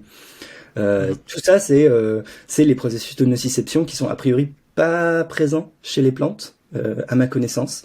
Pas encore, donc je suis pas sûr qu'on puisse parler même de nociception chez les plantes. Et chez les moules et chez les bivalves en général, je crois qu'il y a encore très peu d'études en fait, tout simplement chez ces animaux-là. et que ça demanderait plus que les quelques études qu'il y a sont pas super robustes de ce que j'ai pu voir, et qu'il y a peut-être des formes de nociception primitives, mais faudrait que je regarde plus en détail. Autant je connais bien le débat sur la nociception et la sentience des poissons. J'ai commencé à regarder celui des insectes et j'ai pas eu le temps de faire plus pour le moment. Donc voilà, faut pas trop me faire confiance pour la question de la nociception des bivalves et éventuellement des plantes. Mhm. Et je sais pas, en fait, on n'a pas parlé de ça, mais du coup, c'est quoi c'est quels êtres qui sont sentients et c'est quels êtres aussi qui ont conscience de soi peut-être? Ouais, alors conscience de soi, je saurais pas te répondre. Je sais Ok. pas. Je sais que la plupart des oiseaux, il y a plein d'animaux aquatiques. Tous les mammifères ont la conscience de soi.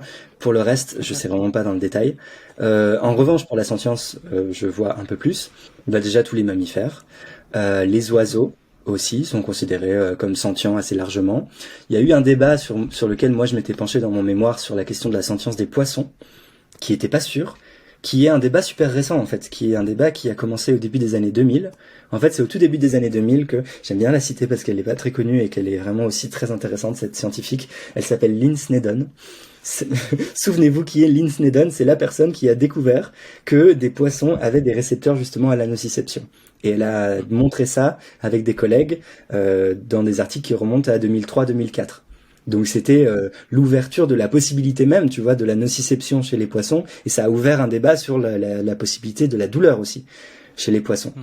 Et depuis, il y a eu énormément d'expérimentations, de tests en fait pour voir si les poissons avaient tous les éléments qui peuvent faire toute l'armature en fait physiologique pour en Mhm. venir à exprimer de la douleur. Donc depuis ça a été fait et en fait on a continué d'être étonnés, enfin les scientifiques et tout le monde en fait ont continué d'être étonnés que pratiquement tous les critères de la nociception étaient présents chez les poissons et qu'il semblait aussi y avoir des critères comportementaux qui donnaient une bonne raison de penser qu'il y avait aussi de la douleur. Donc là je pense que en l'état du débat en 2023 on est plutôt assuré que les poissons ressentent la douleur, donc que les Mhm. poissons sont sentients. Mais là, c'est pour le dire rapidement, en fait, la sentience, c'est quelque chose de très difficile à prouver. Et c'est aussi quelque chose qui... en fait, la sentience, elle s'observe pas. Vu que c'est quelque chose qui est ressenti en première personne, et que nous, on a accès aux choses qu'en troisième personne, par la science, on a accès à nos états internes, à nos états enfin, à nos états de douleur, par exemple, en première personne, mais ne serait-ce que les tiens, j'y ai déjà pas accès en première personne. On n'est pas connecté par la pensée. Je sais pas si tu cries que t'as mal, je vais pas ressentir ça de façon interne. Donc je vais juste inférer ta sentience et ta douleur des signes qui me parviennent, qui sont que t'es en train de crier et de, Mhm. et de me dire des choses et de sembler avoir mal, tu vois, d'avoir des Mhm. comportements qui semblent exprimer la douleur. Donc ça c'est un peu le problème fondateur des études de la sentience, c'est que c'est une chose très difficile à étudier. C'est pas comme d'autres processus physiologiques qui sont tout observables, la circulation sanguine, tu ouvres un corps animal, humain, tu vas pouvoir l'observer, voir comment ça marche, faire plein de tests expérimentaux. La sentience c'est plus compliqué parce que c'est un état mental en première personne. Mhm. Donc il y a un peu des défis à inférer la sentience et c'est pour ça qu'elle s'observe pas, elle s'infère.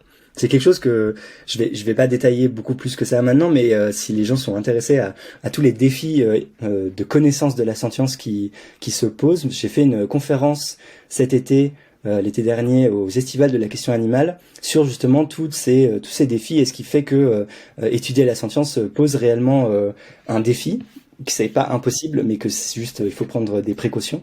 Du coup, j'invite les gens à aller voir la conférence. Elle s'appelle Comment déterminer scientifiquement qui est sentient. Elle est disponible sur YouTube. Et ça fait que alors attends, j'ai perdu le fil de ma. Oui, par exemple, quand on dit quelque chose comme les poissons sont sentients, ce que je t'ai dit un peu plus tôt, en fait, c'est déjà une approximation énorme par rapport à l'état des connaissances scientifiques.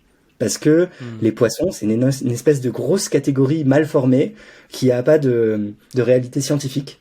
Parce qu'elle réunit plein d'espèces différentes qui sont pas forcément les plus proches sur le point de vue phylogénétique. Par exemple, Mhm. moi je suis plus proche de certains poissons que certains poissons sont proches entre eux, d'un point de vue évolutionnaire. Donc en fait, ça a pas de sens c'est encore un peu anthropocentrique de dire on va mettre à peu près tous les animaux Ouais. aquatiques dans cette grande case poisson. Et ça a une autre conséquence, c'est que nous, quand on veut tester la sentience chez les humains, bon, on est assez sûr que si on teste chez un humain, ça va s'appliquer pour les autres. Mais en fait, quand on teste chez les poissons, il y a un tel nombre d'espèces énorme que il suffit pas de tester pour une espèce. On va savoir pour une espèce peut-être, et on va se dire pareil, on peut généraliser aux autres individus de cette espèce, mais peut-être que des espèces très différentes, qui ont une physiologie différente, des capacités un peu différentes, un agencement du cerveau différent, et ben c'est déjà peut-être plus suffisant pour dire que ces espèces-là aussi seraient sentientes, même si on est sûr de la sentience pour les espèces qu'on a pu étudier. Et en fait, on peut pas étudier toutes les espèces, juste scientifiquement, empiriquement, c'est pas possible, il y en a trop. Donc, voilà, faut reconnaître qu'il y a une forme d'approximation énorme quand on dit quelque chose comme les poissons sont sentients.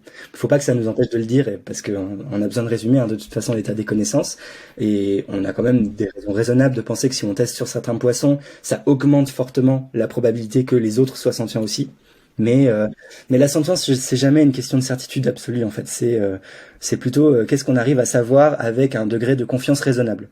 Et c'est tout ce qu'on peut trouver, et c'est déjà pas mal. On avance quand même dans la science et dans les connaissances sur ça, mais voilà, faut faire preuve d'un peu d'humilité et de se rendre compte de la difficulté. Et puis les insectes, c'est la même chose, j'imagine, parce que Oui. entre un lombric et un scarabée et une fourmi, enfin, Ah oui, c'est extrêmement différent, quoi. Donc, c'est ça. C'est peut-être qu'il y a d'autant une de plus ces un espèces qui défi. est sentiente, Ouais. mais pas les autres, quoi. Ouais, il y a une encore plus grande diversité, je crois, du nombre d'espèces chez les insectes, qui sont en plus, ne serait-ce qu'en nombre. En fait, on continue de découvrir des espèces, hein. On n'a pas fini de découvrir de nouvelles espèces d'insectes. Donc, le défi est d'autant plus relevé, et peut-être encore plus que, peut-être qu'avec les insectes, mais c'est pas sûr, hein, on atteint la limite de justement des êtres qui sont sentients. Donc, c'est pas du tout impossible que certains insectes soient sentients et pas d'autres, que Mm. certaines espèces le soient. Je pense qu'on a déjà de bonnes raisons de penser, par exemple, que les abeilles sont sentientes, mais peut-être juste parce que c'est une espèce qu'on a beaucoup plus étudiée que les autres. Donc on a eu l'occasion d'observer énormément de choses, de voir qu'il y a des nocicepteurs, donc c'est les récepteurs à la nociception dont je te parlais, Mm. qu'il y a une adaptation comportementale, qu'il y a même des émotions chez les abeilles. Voilà, il y a un scientifique allemand qui s'appelle Lars Schitka, qui est le co-auteur, avec pas mal d'autres, de la plus récente revue systématique de la littérature sur la question de la sentience des insectes. Je crois que ça s'appelle Are Insects Sentient, tout simplement. Et vous pouvez retrouver cette étude de la littérature sur l'excellent site qui a été développé par un collectif qui s'appelle le Projet Méduse. Et le site s'appelle sentience.pm. Et on y trouve vraiment plein de ressources sur la sentience, une définition un peu générale, et des ressources de différents niveaux d'approfondissement qui sont vraiment très bien. Donc je vous recommande le site sentience.pm. Et il y a notamment cette revue de la littérature sur la question des insectes, dont il est un des auteurs parce que c'est un spécialiste des abeilles, en fait, tout simplement. Et lui, il a montré énormément de choses, notamment sur les adaptations comportementales chez les abeilles face à des processus, face à des stimuli négatifs, et qui semble suggérer la présence de douleur en plus de la nociception. Mais c'est moins sûr pour d'autres, et en fait, une des choses intéressantes à observer dans ce grand rapport, ils ont fait une espèce de grand tableau récapitulatif avec, c'est peut-être pas à l'échelle des espèces qu'ils ont fait ça, mais de taxons plus généraux que ça.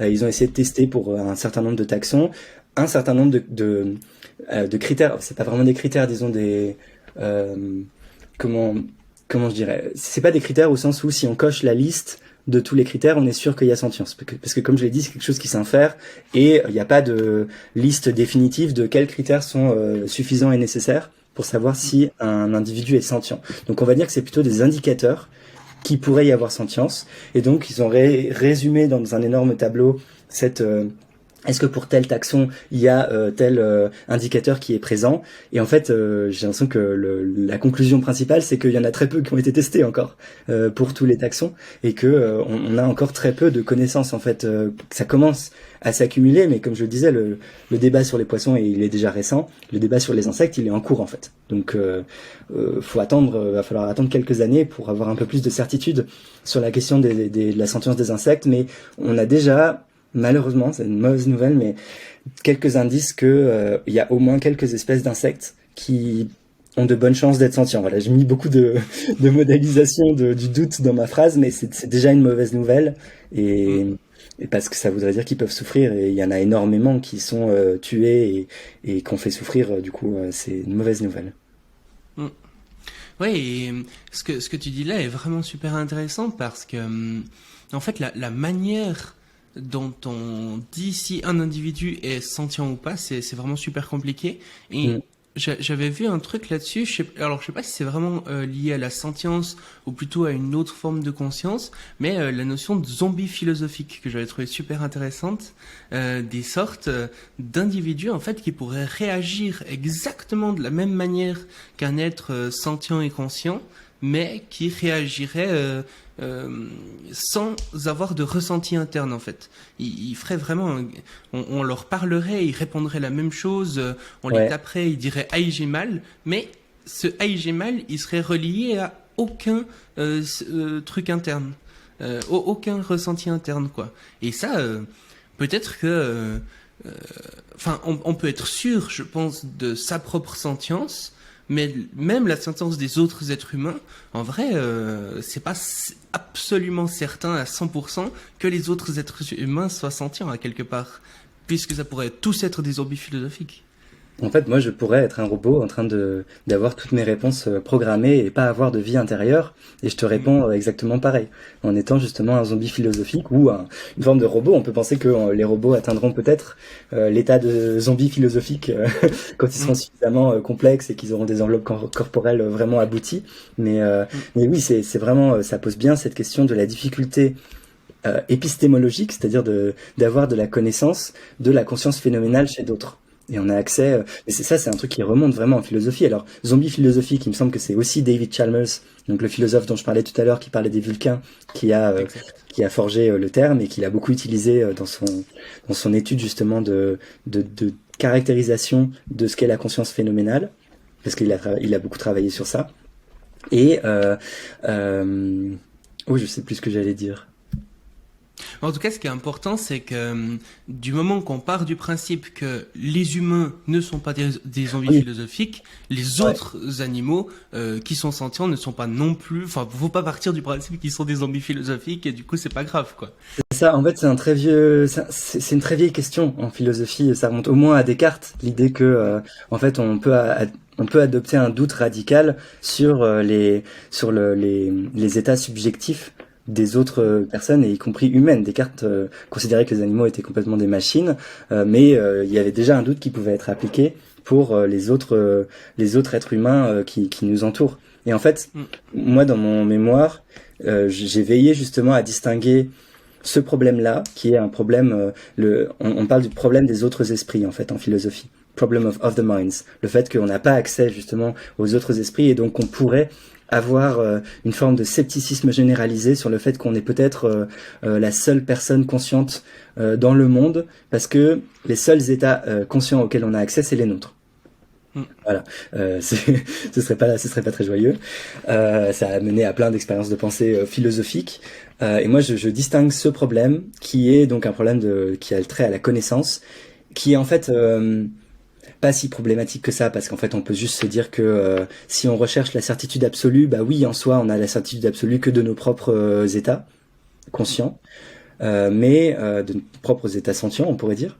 Mais en fait c'est pas grave, parce qu'on n'a jamais vraiment besoin d'une certitude absolue quand on aborde le monde, et y compris en particulier quand la science nous dit des choses sur le monde, elle peut très bien opérer sans certitude absolue, et d'ailleurs c'est ce qu'elle fait le plus souvent. Elle opère en termes de inférence raisonnable ou de confiance raisonnable dans ces résultats qui sont toujours temporaires et qui peuvent être modifiés.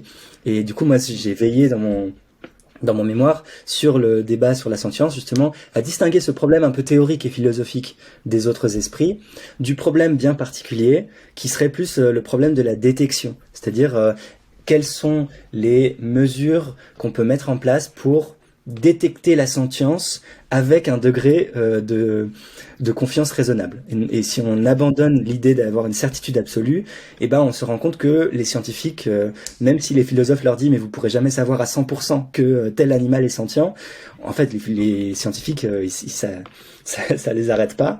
Ils vont quand même faire des expériences et faire de leur mieux et essayer de comparer un peu les données et d'avancer avec des formes comment dire, ils vont prendre des croyances de départ en fait, en disant bon bah là on a suffisamment de raisons de penser que chez les humains c'est bon, même si même chez les humains on pourrait se dire on n'est pas 100% sûr pour les états mentaux des autres humains. Bon bah on prend les critères qu'on a plus ou moins admis pour dire que tel humain ou telle humaine est sentiente, et puis on est déjà raisonnablement sûr pour les mammifères, pour les oiseaux ça semble être pareil, et en fait progressivement, on applique les critères qui sont déjà jugés comme suffisamment bons ou suffisamment robustes chez telle espèce ou tel ensemble d'espèces, et on se dit bah si ces critères sont présents chez telle autre espèce, on serait malhonnête en fait de penser que du coup il y a pas sentience, ou alors il faut réviser finalement les critères en retour, les critères qu'on utilisait et qu'on considérait comme suffisants pour avoir de la sentience. Et moi c'est un truc que j'avais pu observer qui était vraiment intéressant dans le débat sur le fond des articles en fait qui parlaient de sentience chez les poissons. Il y avait une partie expérimentale, juste d'observer et d'arriver à tester expérimentalement la présence de tel et tel indicateur de nociception. Et après il y avait toujours une partie supplémentaire qui était plus théorique, qui était l'inférence à la sentience ou non. Donc, et c'est là qu'en fait les scientifiques étaient suffisamment d'accord sur les données brutes expérimentales, sur la base empirique, de se dire il y a tel indicateur, parce que là c'est juste des faits. Et ce qui était difficile, c'était la partie où les scientifiques devaient faire des hypothèses en fait, ou faire des inférences pour dire bon bah à partir de tel nombre d'indicateurs et de telle base empirique, bon bah là il y a sentience ou là il y a pas sentience. Et c'est là en fait, c'est surtout sur cette partie-là qui est plus davantage philosophique que les scientifiques étaient pas d'accord entre eux. Et c'est là que c'était intéressant et que le philosophe peut rapporter sa petite graine en essayant d'y voir plus clair, parce qu'il y a quand même comment dire, un impératif de cohérence entre justement nos inférences de la sentience.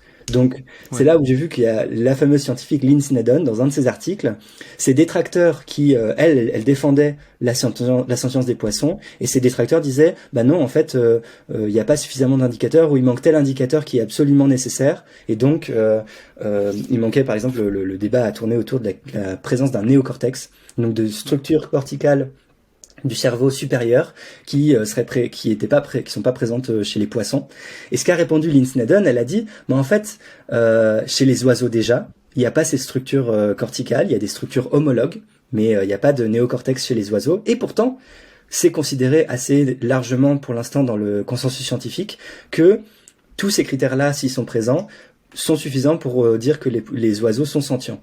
Et du coup elle a dit bah en fait chez les poissons il y a déjà tous ces critères et même plus.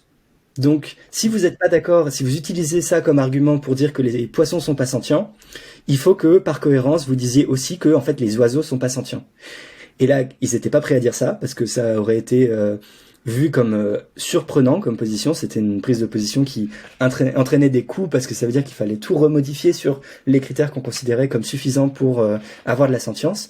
Et donc c'est là en fait que c'est comme ça que le débat scientifique peut avancer, c'est par inférence raisonnable et par cohérence en fait.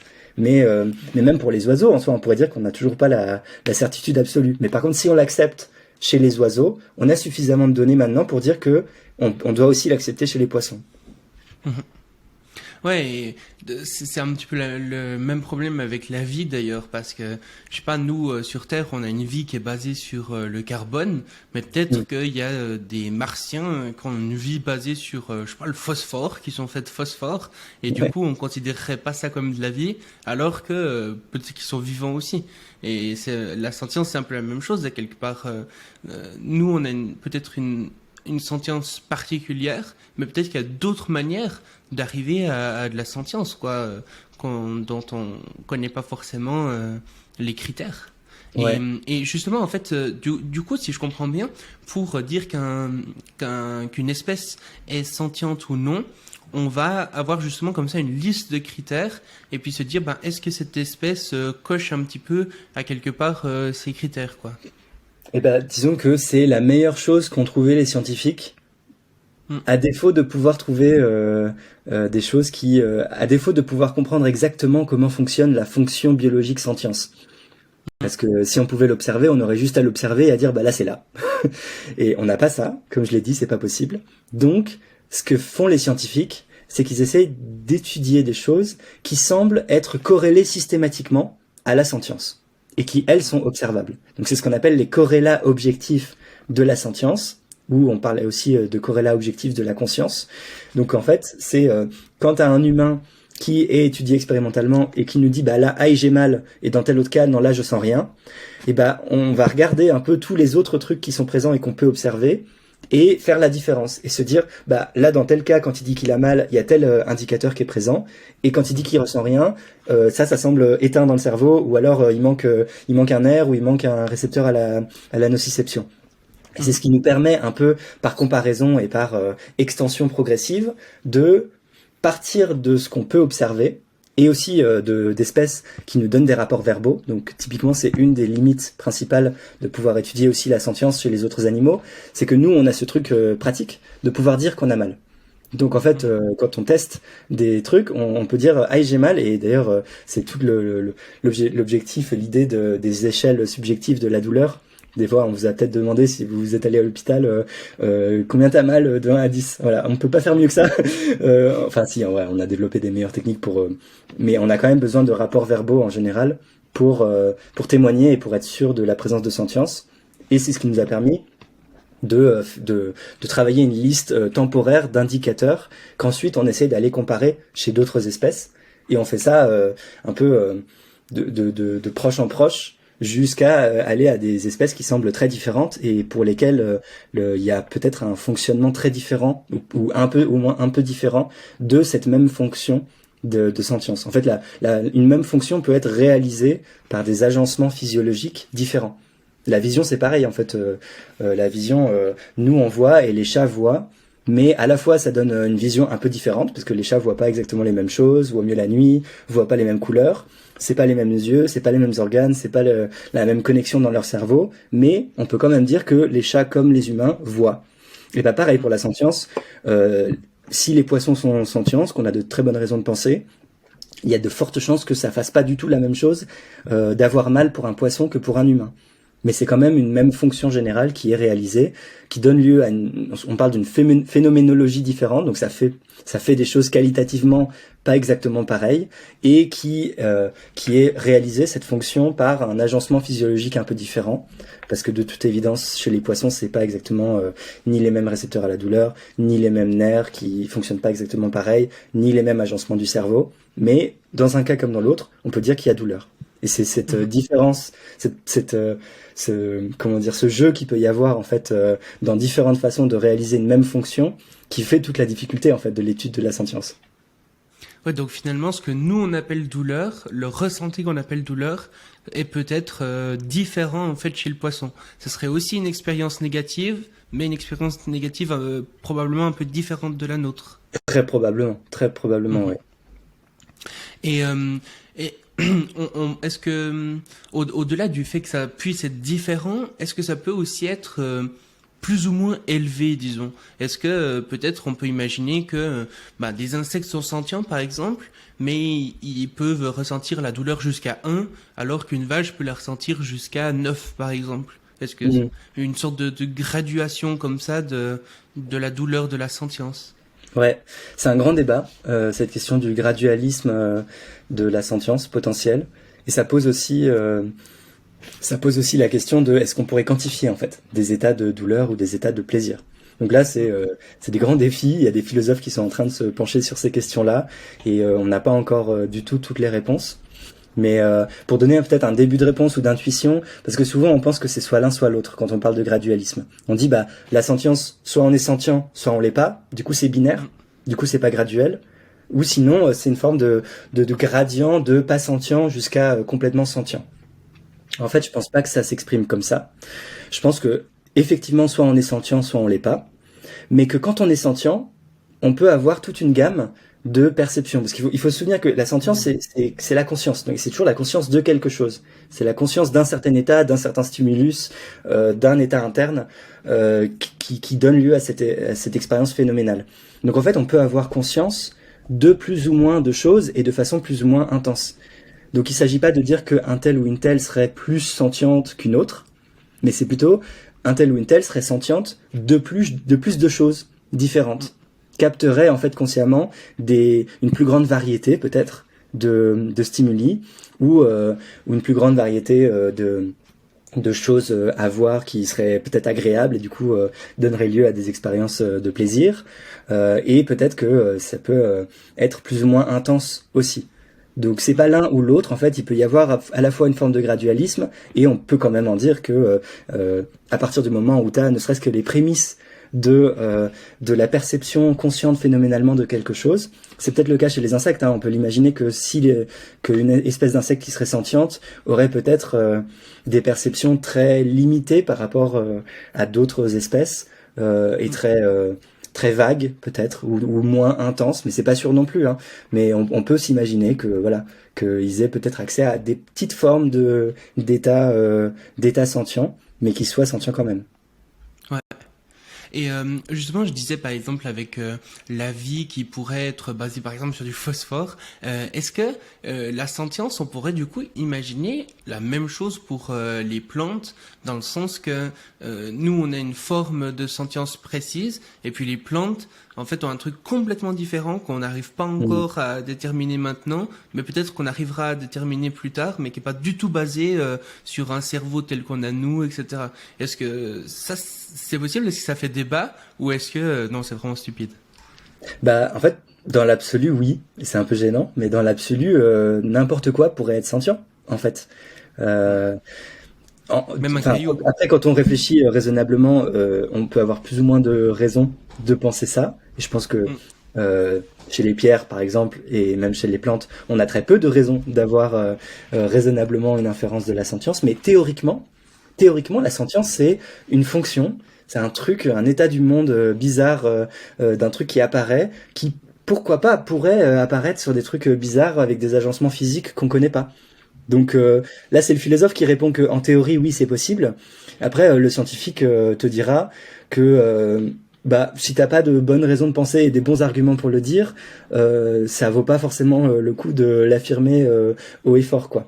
Je pense que ça vaut le coup de rester ouvert à la possibilité théorique de découvrir des agencements qui soient différents, puisqu'après tout, les agencements sont déjà différents entre les poissons et les humains.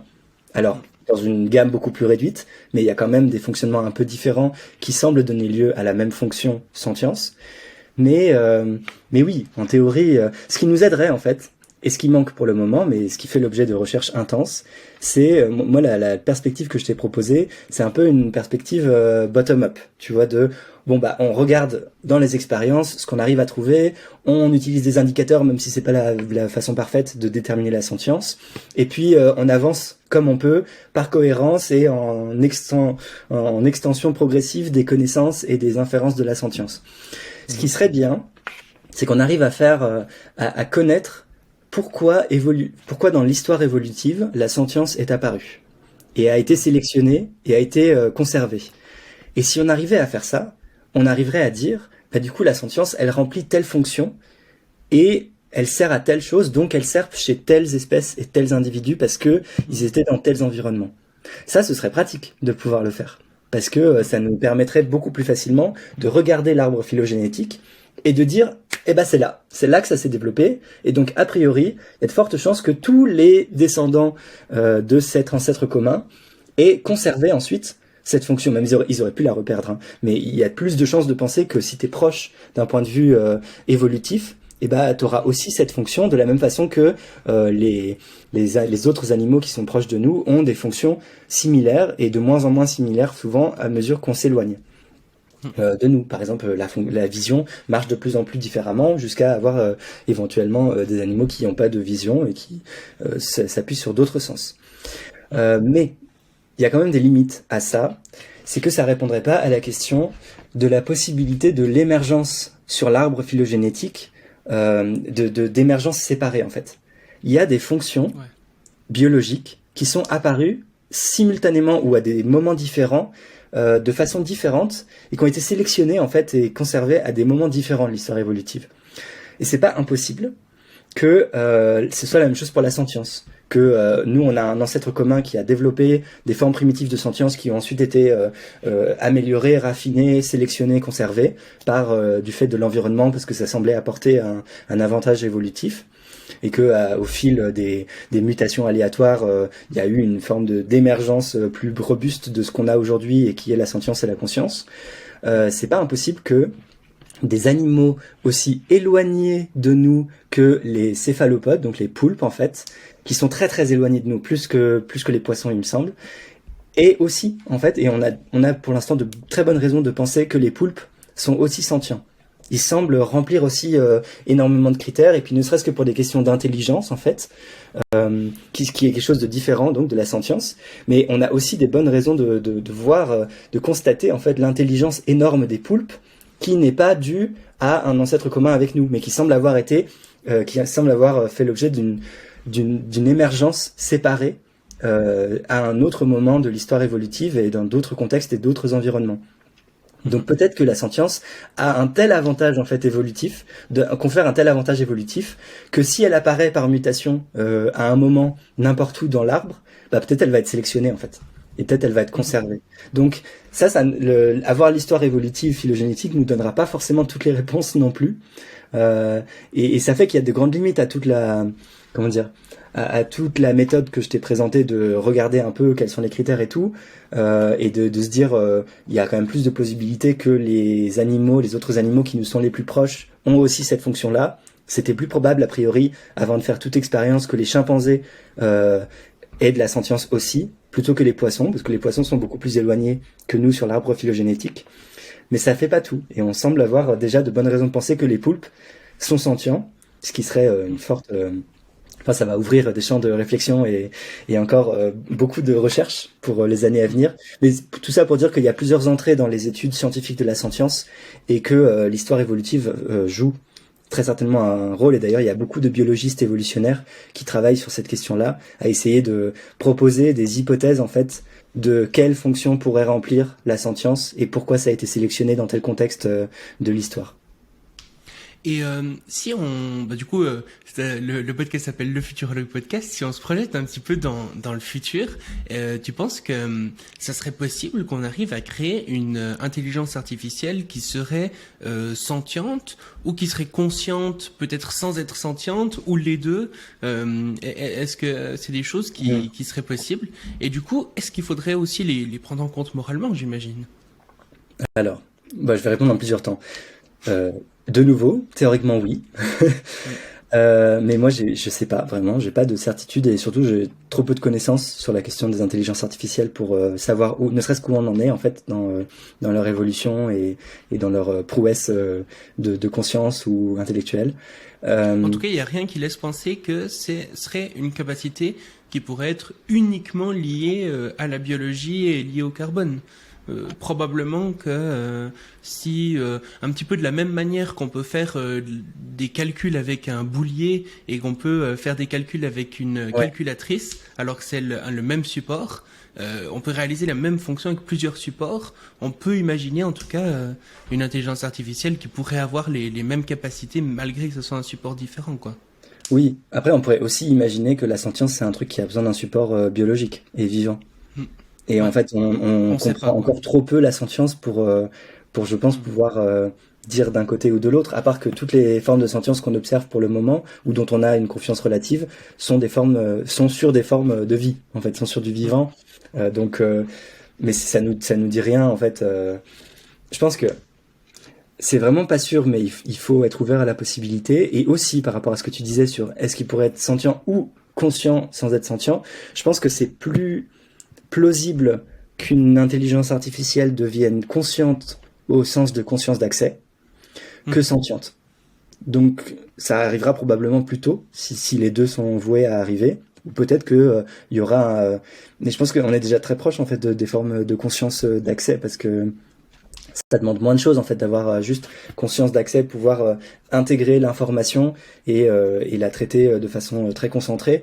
Je connais moins bien les considérations sur la conscience en général et sur la conscience d'accès que la sentience, mais j'ai l'impression que ce sera plus facile à remplir que les conditions de ce truc un peu mystérieux qui semble se rajouter à des fonctions purement cognitives ou même de conscience, qu'est la sentience, qu'est cette existence en première personne subjective dont on comprend en fait rien. Enfin, je veux dire, c'est un grand mystère d'où ça sort et comment ça peut être produit, comment des choses en première personne peuvent émerger d'amas de matière c'est un gros mystère. Ouais. C'est ce qu'on appelle en philosophie le problème difficile de la conscience. Ce problème d'explication de comment peut émerger un phénomène en première personne, deux phénomènes en troisième personne matériels. Et il n'est pas percé encore, hein, ce mystère. Peut-être que si on le perce, on arrivera à statuer avec plus de confiance sur la question des intelligences artificielles. Et par contre, si on avait de bonnes raisons de penser que telle intelligence artificielle est sentiente, pour moi, de toute évidence, elle devrait avoir droit à une considération morale. Mm. Donc, il faudrait faire attention à pas lui nuire ou à regarder quels intérêts elle a et à la prendre en compte dans nos décisions éthiques collectives et individuelles. Mhm. Oui, il Mais n'y a pas c'est de conditionnel, raison de restreindre la morale uniquement au carbone, quoi. Enfin, Bah, sinon, c'est un critère ce serait tout aussi assez arbitraire que de arbitraire à restreindre à l'espèce. l'espèce Ouais. pour le moins, ouais. Mm. Donc c'est un peu une conséquence du sentientisme que si la sentience est présente chez d'autres agencements physiologiques ou de matière, disons, et bah oui, ces agencements physiologiques auront droit aussi à une considération morale. Mhm. Et puis, bah, du coup, je pense qu'on a pas mal bien traité le sujet. Je renvoie aussi, du coup, les gens vers, effectivement, la conférence que tu as fait aux Estivales de la question animale, va plus loin sur certains aspects, Mhm. et puis qui est un bon complément, je trouve, à ce podcast. Et puis, bah, du coup, à ton propre podcast aussi, comme un poisson dans l'eau. Si les gens écoutent mon podcast, c'est probablement qu'ils écoutent des podcasts de manière générale. Donc, allez écouter comme un poisson dans l'eau. Et puis, est-ce que tu serais d'accord qu'on passe du coup aux questions de fin, ou est-ce que tu aimerais encore rajouter un truc sur toutes ces notions? Bah écoute, on a parlé de tellement de choses qui vont beaucoup plus loin que ce que j'ai pu dire dans d'autres contextes, notamment dans cette conférence. Donc moi je suis ravi qu'on ait pu échanger sur tout ça et ça me va si on passe aux questions finales. Magnifique. Alors les questions finales, elles sont beaucoup plus globales, disons, elles vont traiter le futur de manière générale. Et du coup, ma première question, c'est, ben, à quelque part, quand tu t'imagines le futur, que ce soit à court ou à long terme, est-ce que tu as plutôt peur ou est-ce que tu es plutôt enthousiaste? Est-ce que tu es plutôt optimiste ou pessimiste? Ah, c'est drôle cette question parce que bah, je disais justement dans le dernier épisode qui est sorti dans Comme un poisson dans l'eau que je déteste quand on me pose cette question-là. Ah Mais merde, il n'y a pas de souci, hein. coup dur, j'aurais C'est dû vrai que écouter le dernier épisode. non, non, mais il n'y a pas de souci. Mais c'est vrai que quand on demande si on est optimiste ou pessimiste, en fait, j'ai l'impression que c'est la mauvaise question. Enfin, je dis pas que t'as pas raison de poser ces questions-là, et souvent ça donne lieu à des réponses intéressantes. Mais moi, à titre personnel, quand on me demande, je réponds, mais en fait, on s'en fiche. C'est pas la question pertinente, surtout dans un contexte où moi, du coup, je m'inscris dans la volonté de défendre tous les êtres sentients et en particulier les autres animaux opprimés injustement. Et il y a des raisons de désespérer, disons, de se dire on n'a jamais fait souffrir autant d'animaux. Et en fait, il y a beau avoir une forme de conscience et de considération plus grande qui émerge progressivement dans nos sociétés pour les autres animaux. On en est au tout début d'un combat qui sera long et difficile pour les intégrer dans nos sociétés et pour arrêter de les torturer et de les exploiter. Donc, donc on pourrait penser qu'il y a des raisons pour être pessimiste. On pourrait aussi penser qu'il y a des raisons pour être optimiste parce qu'on en est au tout début de plein de choses qu'on est en train de lancer et d'une révolution morale qui est encore à venir et à construire. Mais en fait, peu importe si ça va dans le bon sens ou dans le mauvais sens, je me dis, de toute façon, ce qui compte, c'est la détermination de faire mieux et de faire à ce que les choses aillent soit un peu plus vite dans le bon sens si c'est en train d'aller dans le bon sens, soit un peu moins vite dans le mauvais sens quitte à carrément inverser la vapeur. Et c'est tout ce qui compte en fait, faire de son mieux pour que les choses soient meilleures. Pour moi, c'est ça qui me drive en fait dans mes combats. Fantastique, ouais. Oui, c'est vrai que on a tendance à parfois voir la prospective comme une sorte de prédiction du futur, mais finalement c'est juste une possibilité parce que évidemment que le futur dépend de ce qu'on va faire aujourd'hui. Donc c'est clair que c'est important de recentrer aussi sur l'action et de se dire que à quelque part, je crois que c'est Winston Churchill qui disait ça, le futur à quelque part c'est ce qu'on va en faire, quoi. Donc Ouais. le futur nous appartient. Il n'y a pas besoin enfin, je sais à quoi ressemblera le futur parce que je vais le créer à quelque part. Et Oui, je puis pense c'est au-delà de qu'aussi, ça en fait. ouais, C'est même, il faudrait pas conditionner notre engagement et notre détermination au fait que les choses aillent vers le mieux. ok, Même si les choses vont ou temporairement ou définitivement vers la merde, il faut quand même qu'on fasse de notre mieux pour que ça aille Bien vers le sûr. meilleur. Donc, Mhm. en fait, on devrait même pas se poser la question. Enfin, je veux dire, on doit se poser la question pour savoir où agir et être le plus efficace, ça c'est clair. On Mhm. doit avoir une bonne vision des choses et de l'état des forces, mais ça devrait pas être une condition de notre engagement, je pense. Oui, par exemple, pour prendre la question du climat, le climat sur les prochaines années est quasiment certain que ça va être C'est ça. pire, Ouais. mais c'est quand même intéressant de faire que ça soit moins pire que ce C'est qui ça. Le pourrait être moindre possible, quoi. dixième de degré sera important. Que ça aille vers Tout le à mieux fait. ou vers le moins bien. Ouais. Mm. Bah, tu vois, comme quoi la question a donné une réponse très intéressante, donc je suis Oui, content de l'avoir posée.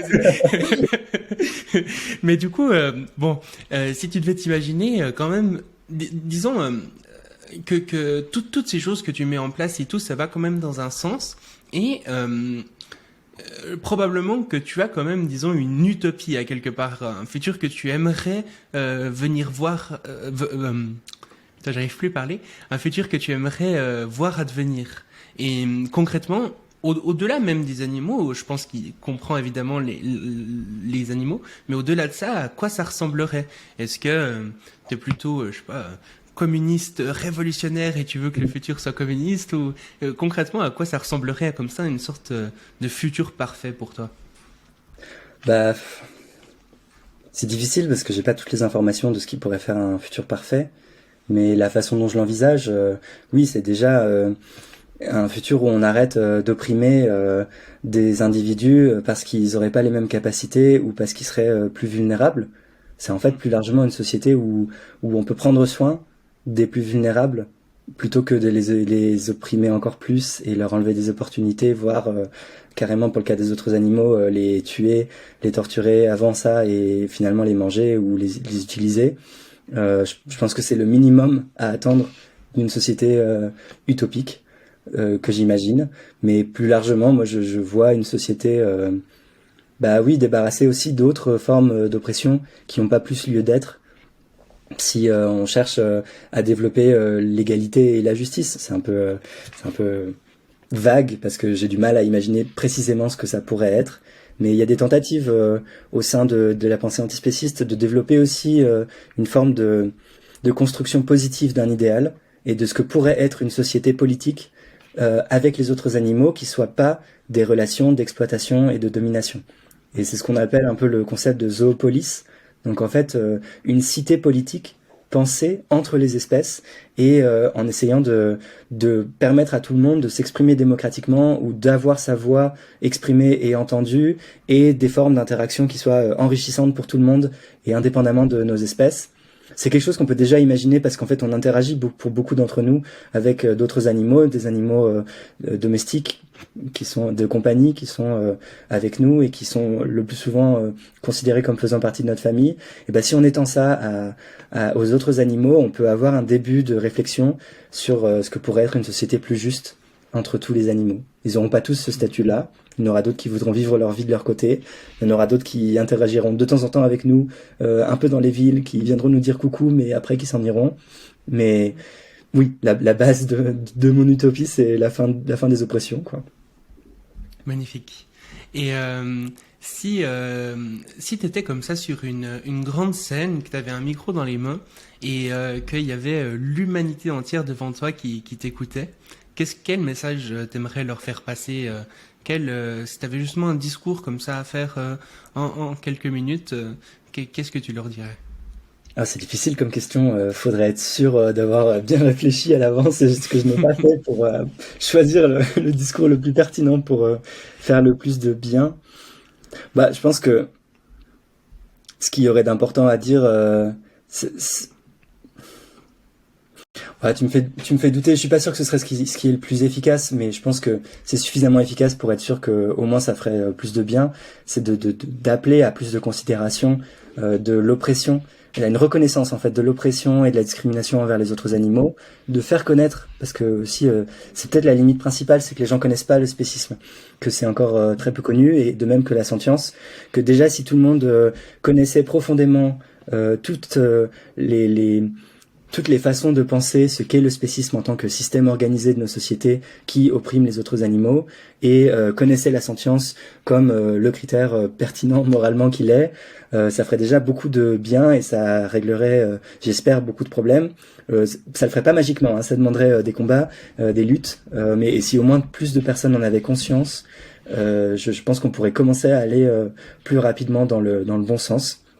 Donc oui, probablement que j'essaierai de faire de la pédagogie sur le spécisme et la sentience, mais je suis sûr qu'il y aurait une meilleure réponse et une réponse qui serait plus large et qui penserait pas que à cette forme d'oppression là parce qu'il y en a d'autres. Mais ce qui est intéressant dans le spécisme, c'est qu'en fait c'est une oppression qui est interconnectée avec beaucoup d'autres.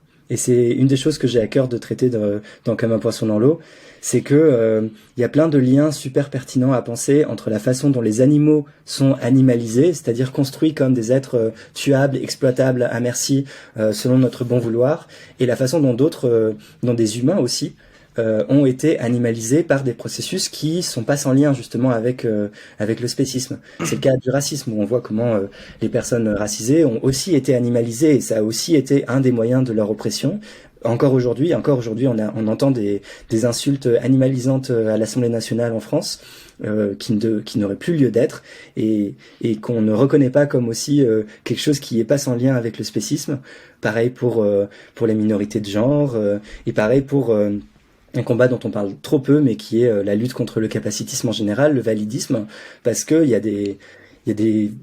a des choses qui sont pareil, pas sans lien entre la façon dont on juge les autres animaux inférieurs du fait de leurs capacités différentes et de la façon dont on juge certains humains et certaines humaines comme inférieurs et comme comptant moins et comme leurs intérêts étant plus négligeables du fait de capacités différentes. Et je pense que si on pense le spécisme, on en viendra assez rapidement et naturellement à penser plein d'autres formes d'oppression et du coup à essayer d'aller vers une libération, une émancipation globale et générale de tous les êtres qui ont des intérêts et qui doivent être défendus.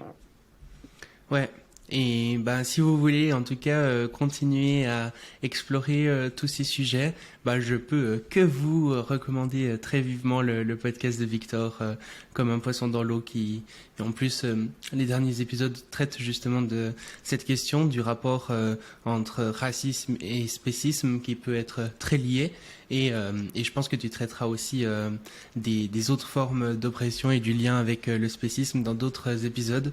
Et de manière générale, je trouve que c'est un podcast qui est vraiment super intéressant parce qu'il balaye une grande partie des questionnements qu'on peut avoir quand on se rend compte finalement de l'absurdité du spécisme. Et ça y répond très bien et avec toujours beaucoup de bienveillance. Donc en tout cas, bravo pour ce que tu fais, merci infiniment pour cet épisode et à très bientôt. Merci Shayman, ça me touche beaucoup. Merci pour ton travail aussi.